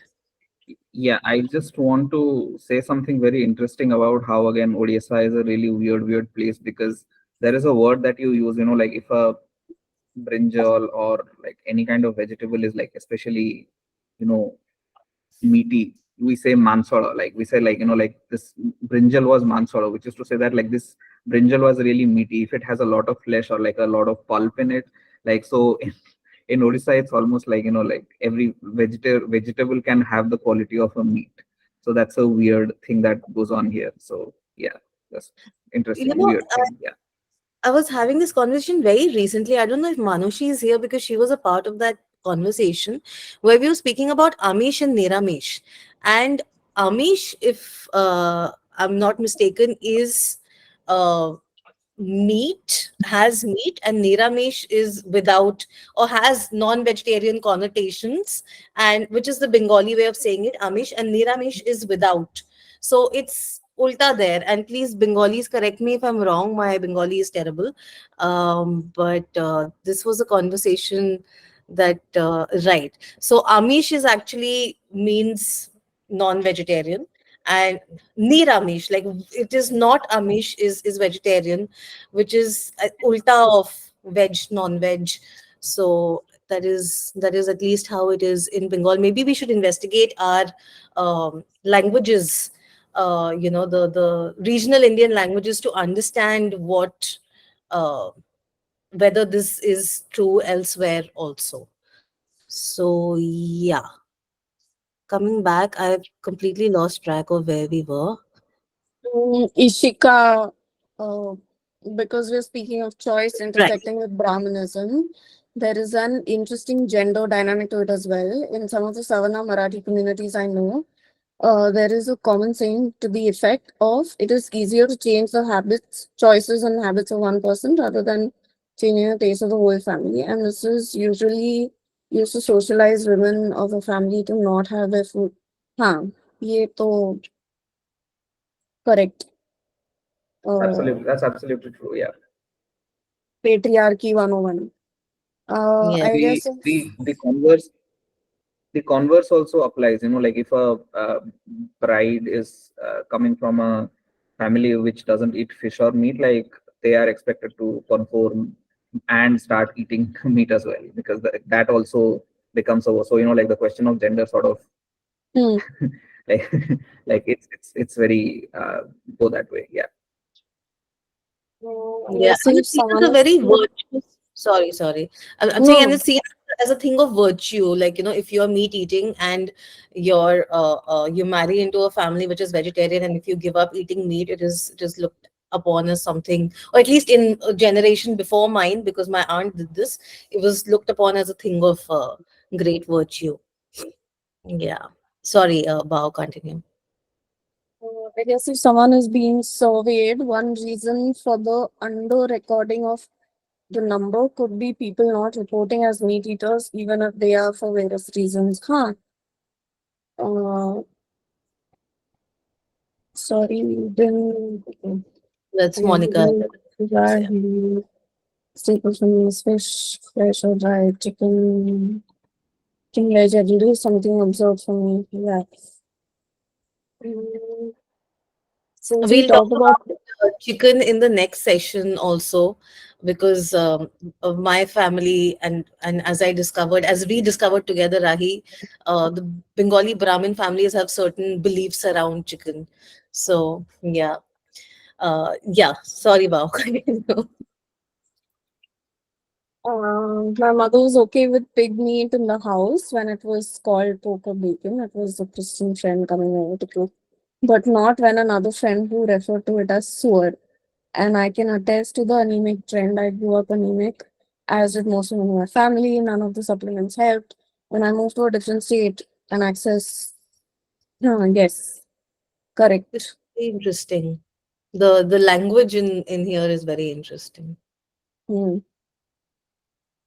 Also because most families have a memory of the pig herding caste that I keep referring to. No, like because like Suar is like like raised by like there are people who still exist who have the surname Suar, like across the country. It's a really intricate sort of caste history, right? So and conversely, the white man who eats bacon, like like is anyway already up there in the caste structure, right? Like automatically. So uska khana is chalega. Right. No, that makes sense. Yeah. What is Bobby saying? As a 5, 6 year old kid in school, classmates would often talk about churels, and they would say that she drinks blood. And at that age, I never understood why anyone would want to do that. I'm a Patel, I'm a vegetarian, so is all of my family. Non-veg was kind of looked down so could never fathom why anybody would want to consume blood. It was much later during my postgraduate days when I left home, moved to a hostel, interacted with people from diverse backgrounds, that I got more perspective. That's interesting. Yeah. For the first time, I have never been allowed There to. is a Shubha, are you like I reading a question or are you saying something? I was saying something. Go on, go on. Follow. So I have I already shared this with you guys, because I've been so excited about it, that I keep repeating it. But I've been shooting food for Indian television and OTT platforms for about 13 years now. 2011 is when I started. And this year was the first time that I could actually shoot blood sausages. Because in all these years, we've never been allowed to show blood on TV. And I have only been able to do this because this is the show we are making is hasn't been bought yet by an OTT platform or a channel. It is investor money. So actually, there's no network telling us what to do. So I don't know what. Maybe when a network comes in, they will say no blood. But yeah, like it's interesting also to see how these uh, regulations come in. You can't show beef on television programs. You can show pork. You can't show blood. So there are these rules of TV shows. Oh, this one is the one I find the most ridiculous. Is that um, the first segment? If you're doing a cooking show, a tabletop cooking show where the chef is standing and cooking something for you, the first recipe cannot be a non-vegetarian recipe, because it is believed that people will tune off. Okay, they will not watch the rest of the episode. So if you're doing a non-veg recipe, it has to be in the third segment. Pehla vegetarian, दूसरा vegetarian या मीठा या ऐसा कुछ कर दो, तीसरा वाला you can show non-veg. So anyway, yeah, coming back to what was being discussed.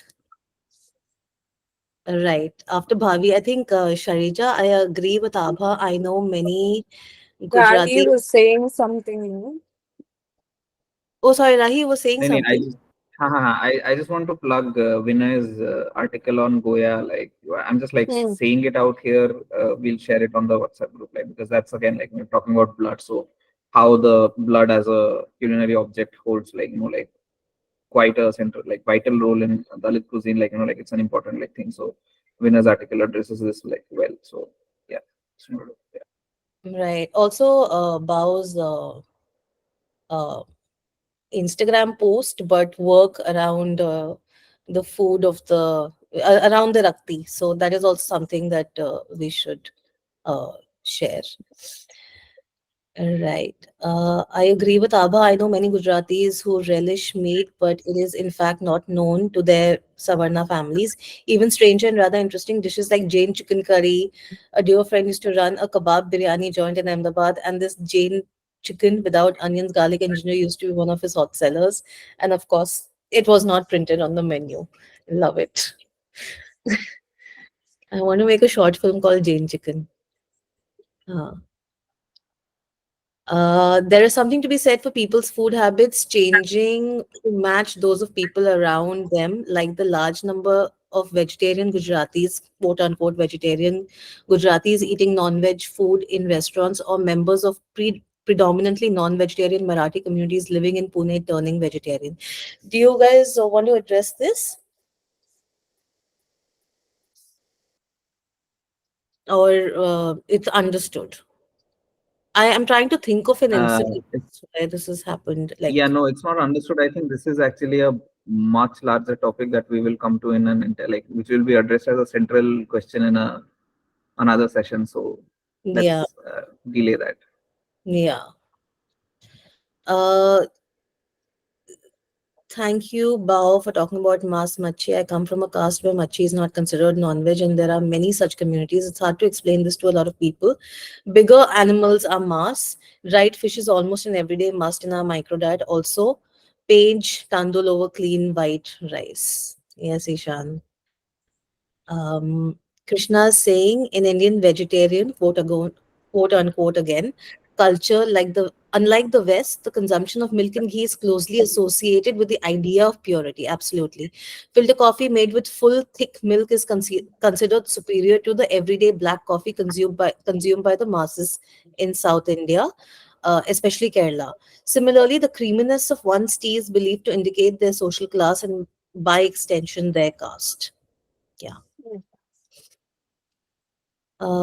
Antoine's thing we have read. Abha is saying Tamil Nadu, how Periya's movement made the restaurants in Tamil Nadu less exclusive, and Tamil Nadu BJP boycotted the Adyar Ananda Bhavan because of his statement. Thank you for sharing this, Abha. Um, Abha, please share this on the WhatsApp group as well, right? Like once the session is over, because yeah, yeah, they thank you. all disappear once the session is over. So do share the links that you've shared here on the WhatsApp group. Also, the diversity of the migrant communities in Delhi and from all over the northeast, Nepal, and Tibet, and also what Devashish is saying. Yes, Taiba, yes. True. No, and I think that's what I mean by, like, like Delhi being a fundamentally cosmopolitan city, because like it would be very easy for Delhiites to like entirely neglect this cuisine, right? Like, rather than letting it proliferate. Like, I think there is some, like, as conservative as Delhi is, I think there is some weird kind of like acceptance toward newer cuisines and varieties that just like pops into Delhi people's heads. So yeah. Like tandoori momos. It's a thing, yes, wow. Nidhi is saying it is interesting how people preach. But isn't that also appropriation, like tandoori momos? I'm just like putting it here. We can discuss it later. It's just, I mean, it's a very long, it's a longish conversation. We can discuss it Is later. veg Manchurian appropriation? It's an appropriation if veg Manchurian is appropriation. Is veg But Manchurian appropriation? Manchurian was created in Bombay. It wasn't created in anywhere in Ah, China. no. Yeah, no, but see, that's the thing. No, like, Manchurian was created in South Bombay, which is like mostly Gujarati ah, vegetarian. I'm just saying, like, yeah, ha, ha, ha, no, no, which is what I'm saying. Like, if it's like Manchurian, like, because the logics are the same. No, it's like yeah, one population taking like one cuisine which was here, and then, like, like making something out of it. putting it I don't there. know why, like, tandoori momo, like, like perfectly like fine thing. No, like. You like tandoori momos. No, like, I don't personally like it, but it's a perfectly fine thing. It's the like next obvious logical step that a Punjabi person in Delhi will take. No, like they will tandoorify anything, right? So the Delhiites will tandoorify anything. There are tandoori dosa places. Oh, I haven't had those. I haven't heard of The other tandoori. day, I saw this video of this blue dosa with like paneer and bhaji and whatnot on it, and I was just like, yes. I think one session should be on appropriation and understanding what it is, and like, yeah, maybe at some point we can. ठीक है. There was also one Okay. pink Barbie biryani that I saw about talking about. Uh, हाँ, yeah, दिक्कत क्या है? yes. It is Okay. interesting how people teach without realizing that changing the choice of people can impact health. And recent healthy food trends seem influencing choice. And on long-term basis, I wonder how it will impact health. Malnutrition. Yeah.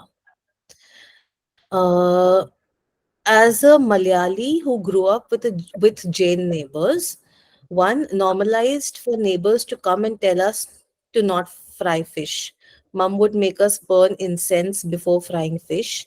Two, looking down on non-veg food. In my Jesuit and Catholic schools, folks not touching my dabba. Three, a ghettoization of raw materials for cooking non-veg. I'm also curious about the connection between LPG cylinders and cooking techniques transforming these practices too. Yeah. Anisha, you suffered casteism in the most explicit of manners. So congrats, I guess. Assuming you're not one of us, like not a lower caste person, like, yeah, like, yeah. So this is casteism in the most explicit manner. So there is that. Yeah. We should at some point discuss the LPG cylinder connection. There are a few things um, that, I mean, that's just observation based, which I think would be interesting to share there. Tanvi saying Yeah, but most, sorry. that's a like no, that's a like really difficult food history question. No, it's not a, yeah. Anyway. Yeah, I'll make a few notes on it and share in one of the sessions, because I've been seeing it happening in front of me, especially over the last 10 years, because one of Modi ji's big things is to give cylinders to every yeah. So most of the cults, Radha Swami, Sadhguru, Brahma Kumari, seem to implicitly promote sattvic eating, especially for women. My bua follows the Brahma Kumari. She's 70 plus and only eats food cooked by men or women who are past menopause. Oh, okay. That is, I haven't heard of this. It disgusts me. There also some seems to be some correlation made between women eating veg after a certain age and moving away from what is considered depraved, sexual desires included. Yes, Bengali widows were had to give up eating meat, garlic, onion, anything that would, arouse desire. And others can add. I mean, this is something I've read and heard, but others with any lived experience, please feel free to add. Guys, do you want to say anything? In I don't know about other places. In Maharashtra, like before, it used to be widows were kicked out of the house and they had to go live in this one communal place where there are other widows, right? So there it used to happen that they would not eat meat, they would not eat kanda lasun, stuff like that, and obviously shave the head and wear that weird red sari and like cover the head and all. But it used to, I don't know, it used to be a weird thing when their husbands would die and they do this uh thing called I don't know on which day it is after the person dies. So they Hindus, at least in Maharashtra, they keep some food. Basically, they keep the favorite food of the person who's died, and then they wait for the crow to come and eat it, which is something to do with अच्छा ये मरा हुआ इंसान अभी heaven में चला गया, like. So it got something to do with that. So there used to be a lot of this issues when they used to keep meat in that plate. वो वो crow के लिए रखते थे. And yeah, I remember this because in my granny's building, there used to be this one UC family of Deshastha Brahmins who were there, but the grandfather used to like eating chicken.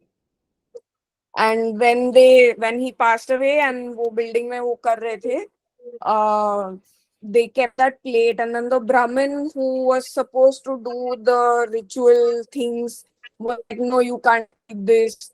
You have to keep only vegetarian food that he used to like.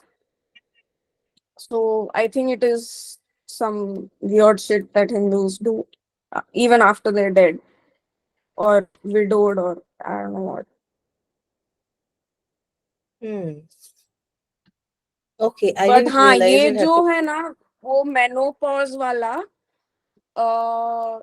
this is there in some, those families who go to क्या है वो, in Kerala, what is that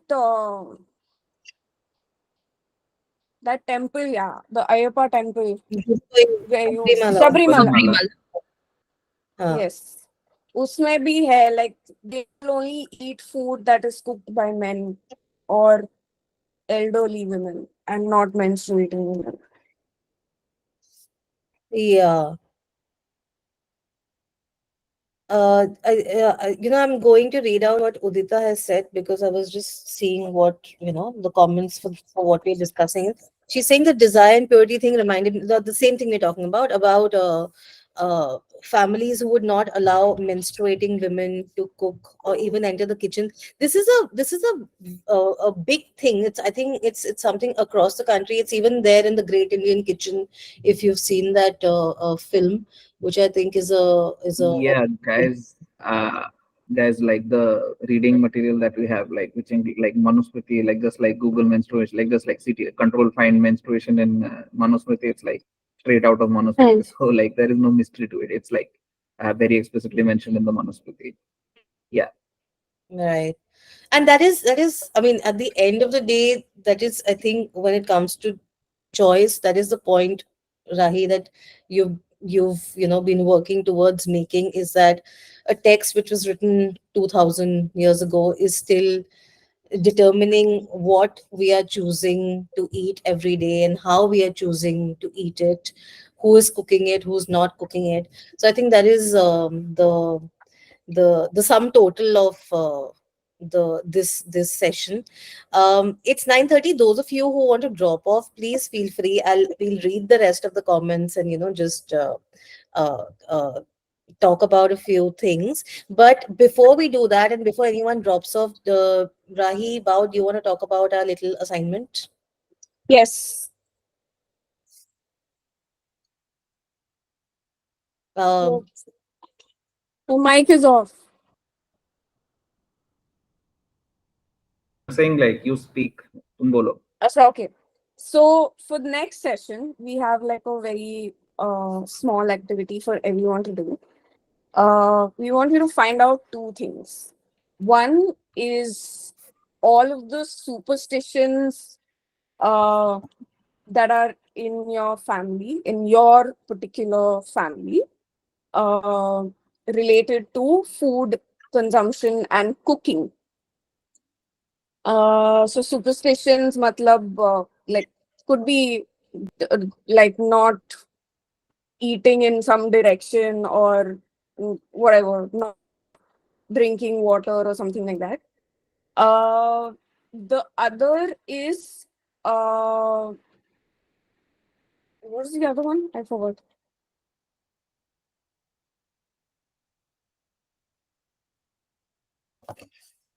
One is it was superstitions, no? And what is the other one? superstitions and beliefs. I think that is what it was, right? Around food and cooking. Ah, no, the other Yeah, one beliefs was like superstition and beliefs. Yeah. beliefs. And what are the foods that y'all cannot eat and can eat when there's fasting and when there's like some festival in your Right. specific family.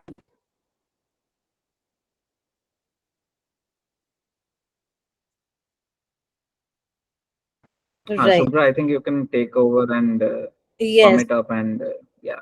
Yeah, so essentially, two things. The first is beliefs and superstitions around food. It can be anything like, घर से निकलने से पहले ये खाते हैं, ये नहीं खाते हैं, journey पे जाने से पहले ये खाना चाहिए, ये नहीं. Like, and there's hundreds, or do not eat this with this, right? There are a lot Hmm. of these beliefs and superstitions around food. Feel free to, note them down. Do not share them with us right away. Take your time, talk to a few people, maybe discover beliefs that you don't know are there, or what the root is. And Monday is when we would like you to share this on the group, so we can, everyone, like, in one, like, put together all of the beliefs and superstitions, as well as understand what you can and cannot eat during a fast. Different fasts have different requirements. You can list it according to the fast, and it would be great if you could put it in like one message and share it on the group on Monday, Tuesday. uh, do not take your time before that, and find out, because having conversations with elders is an important part of this exercise, not just with elders, with siblings and family, to be able to understand not just what we do, but why we do what we do. So I that is our little assignment for the next session, before the next session, Monday, Tuesday, because then we'll also go over it, and the next session will be sort of uh, designed according to the beliefs and superstitions and fasting or non-fasting, fasting food, or restrictions that you all share. So that is that. And should we go back to reading the rest of the comments? I have read. Okay, yeah. Coming back to Ishan's comment at 9:04 p.m., expanding on choice, we must discuss the choice of certain grains, pulses, legumes, even within the vegetarian spectrum. Absolutely, Ishan. The wild veggies, roots, darker pulses versus the fairer, purer legumes and pulses, mainstream vegetables, and so on. Do we want to talk about this a little bit? I think this is very interesting. Yeah. Yeah. No, so I think the part where I was sort of yapping about, like, like the how there is supposed to be this like very vivid sort of philosophical dialogue happening around like every single term in Manusmriti, and like like how by association some words gain the effect of pure and some words don't. This sort of fits in there, like I think that if this interests you, like iska jo, like like the philosophical orientation through which this happens, what Ishan said, like where some grains are positively seen, some are not. That is there in those 1.5 pages of the Manusmriti, And like I mentioned, this particular text, like there are a lot of interpretations of the Manusmriti that are available online, like which again, like take just like the one that I brought in spoke of Meda Tithi and like Ganganath Jha. There would be a lot of like those on the internet. Of course, take them with a pinch of salt, but they would broadly tell you that like there were these questions of choices that were made around which like like these decisions were made, and which in turn actively determine national policy. So that's a continuity that we'll definitely see, and it all stems from that 1.5 pages, like like of chapter 5 of Manusmriti. Yeah, we'll also come back to this question more and more, like as we in the next subsequent sessions. Yeah. Right. Yeah, this is something very interesting, and I think we can also discuss this on the group, because I have something to share. I'll share that on the group. It's just like reading the 1.5 pages of the Manusmriti has just made me make one connection, which I'll share on the group. Uh, Smriti is saying a thought. There's an immense amount of politicization around the pure veg nature of food during the G20 summit, etc., when the official or state dinner features only vegetarian fare and is hailed as the new India asserting itself. This is different because there have been pro-Hindu governments in the past, with, say, Atal Bihari Vajpayee as Prime Minister, that did not force down its version of good Indian veg food down the throats of visiting heads of states and governments. Yes. I'll read the next thing also, which is again, Smriti. When meat traders, meat shops, and more are targeted politically, it indirectly elevates vegetarianism to some sort of an aspirational thing. We know how cow vigilantism even became a paying profession for jobless young men. 52-year-old Mohammad Akhlaq was lynched for the meat in his fridge, and many after him. Yes. Um, Yeah. we, yeah, Um, guys.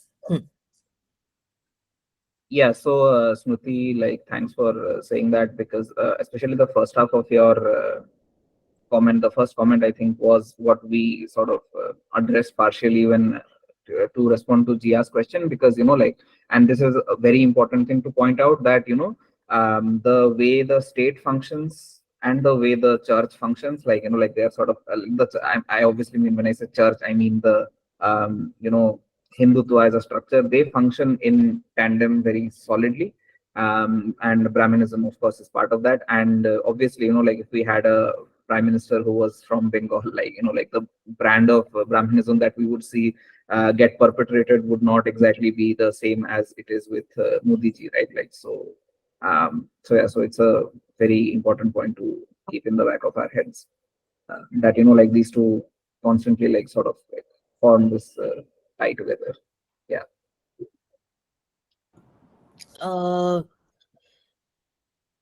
I speak Telugu, and in our conversations, non-veg is called nisu, which in another way means niche. Yeah, which is very interesting because I think Telangana is a state where there are only 2% vegetarians.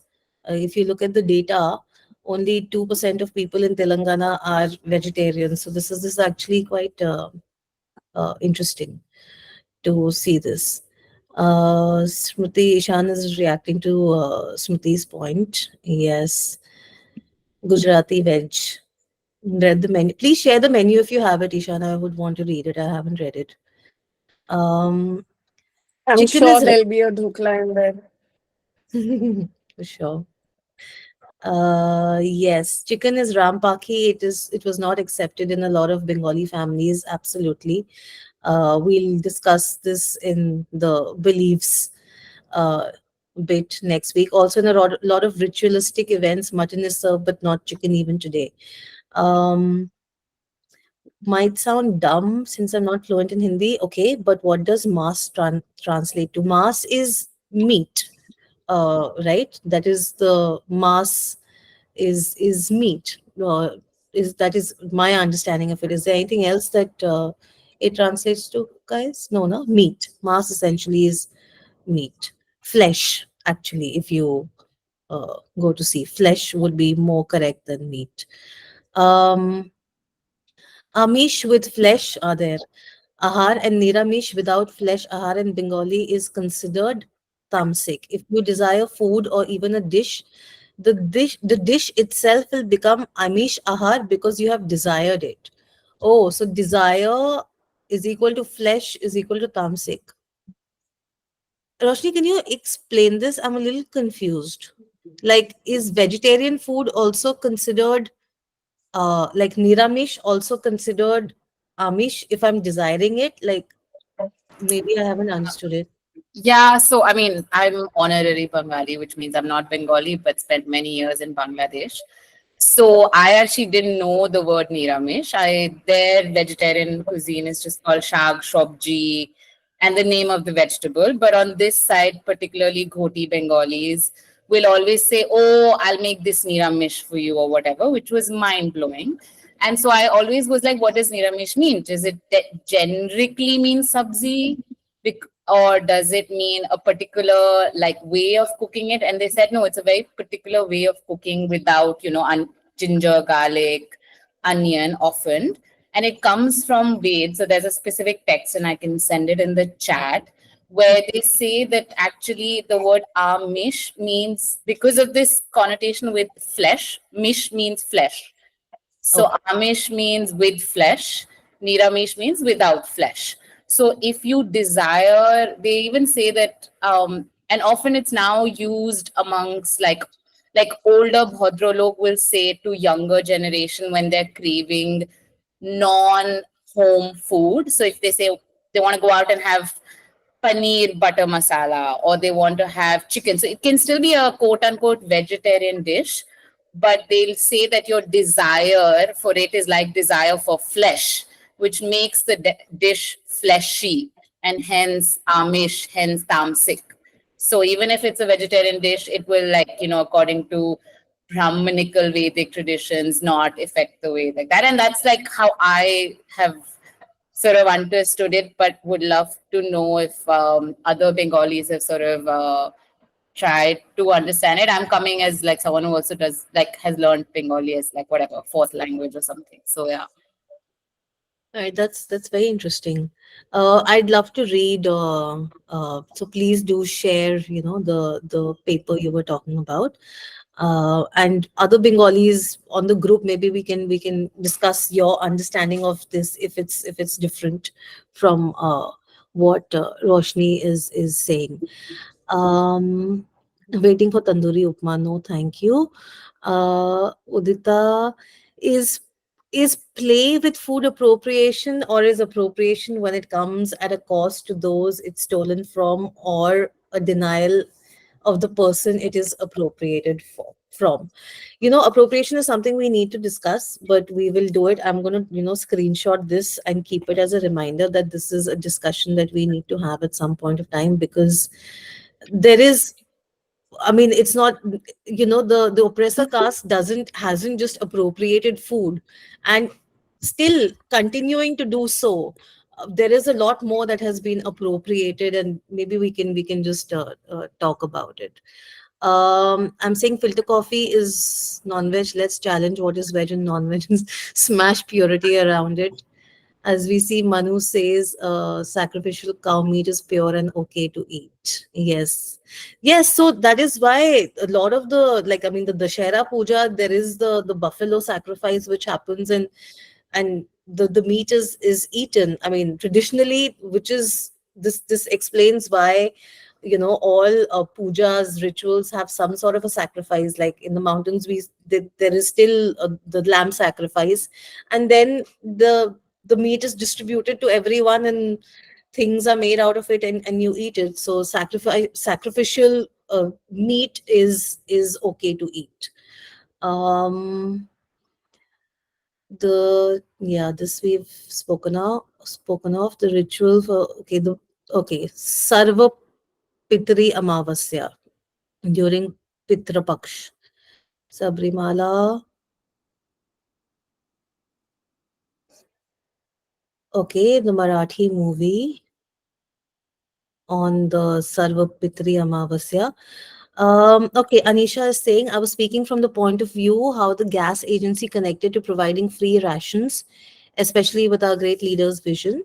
And there is a nexus of black money with the distribution of gas cylinders and collection of data of who cooked and ate what, and how the slow descent of madness in vegetarianism started in Gujarat, and how LPG cylinders were used during riots. I just have hearsay and inklings. Would love to hear what you mentioned, Shubhra. Great. We will discuss it, and thank you for actually bringing the use of cylinders during riots into this also. It's making me think. I've just screenshotted that, so I remember to come back to this conversation. This conversation is very interesting. Actually, I want to preserve all of it and read it again.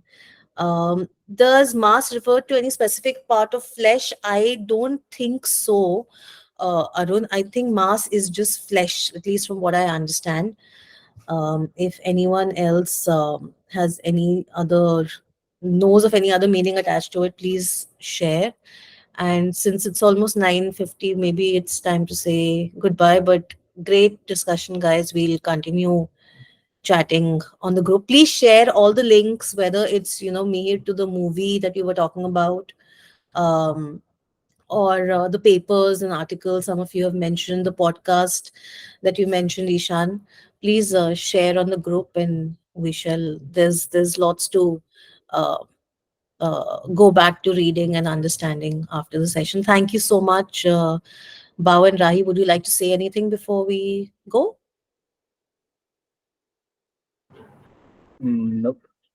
Thanks, Okay. I guess, to everybody who's Thank attended, you. and see you Yes, guys for everyone next. who's Yeah. see you next week.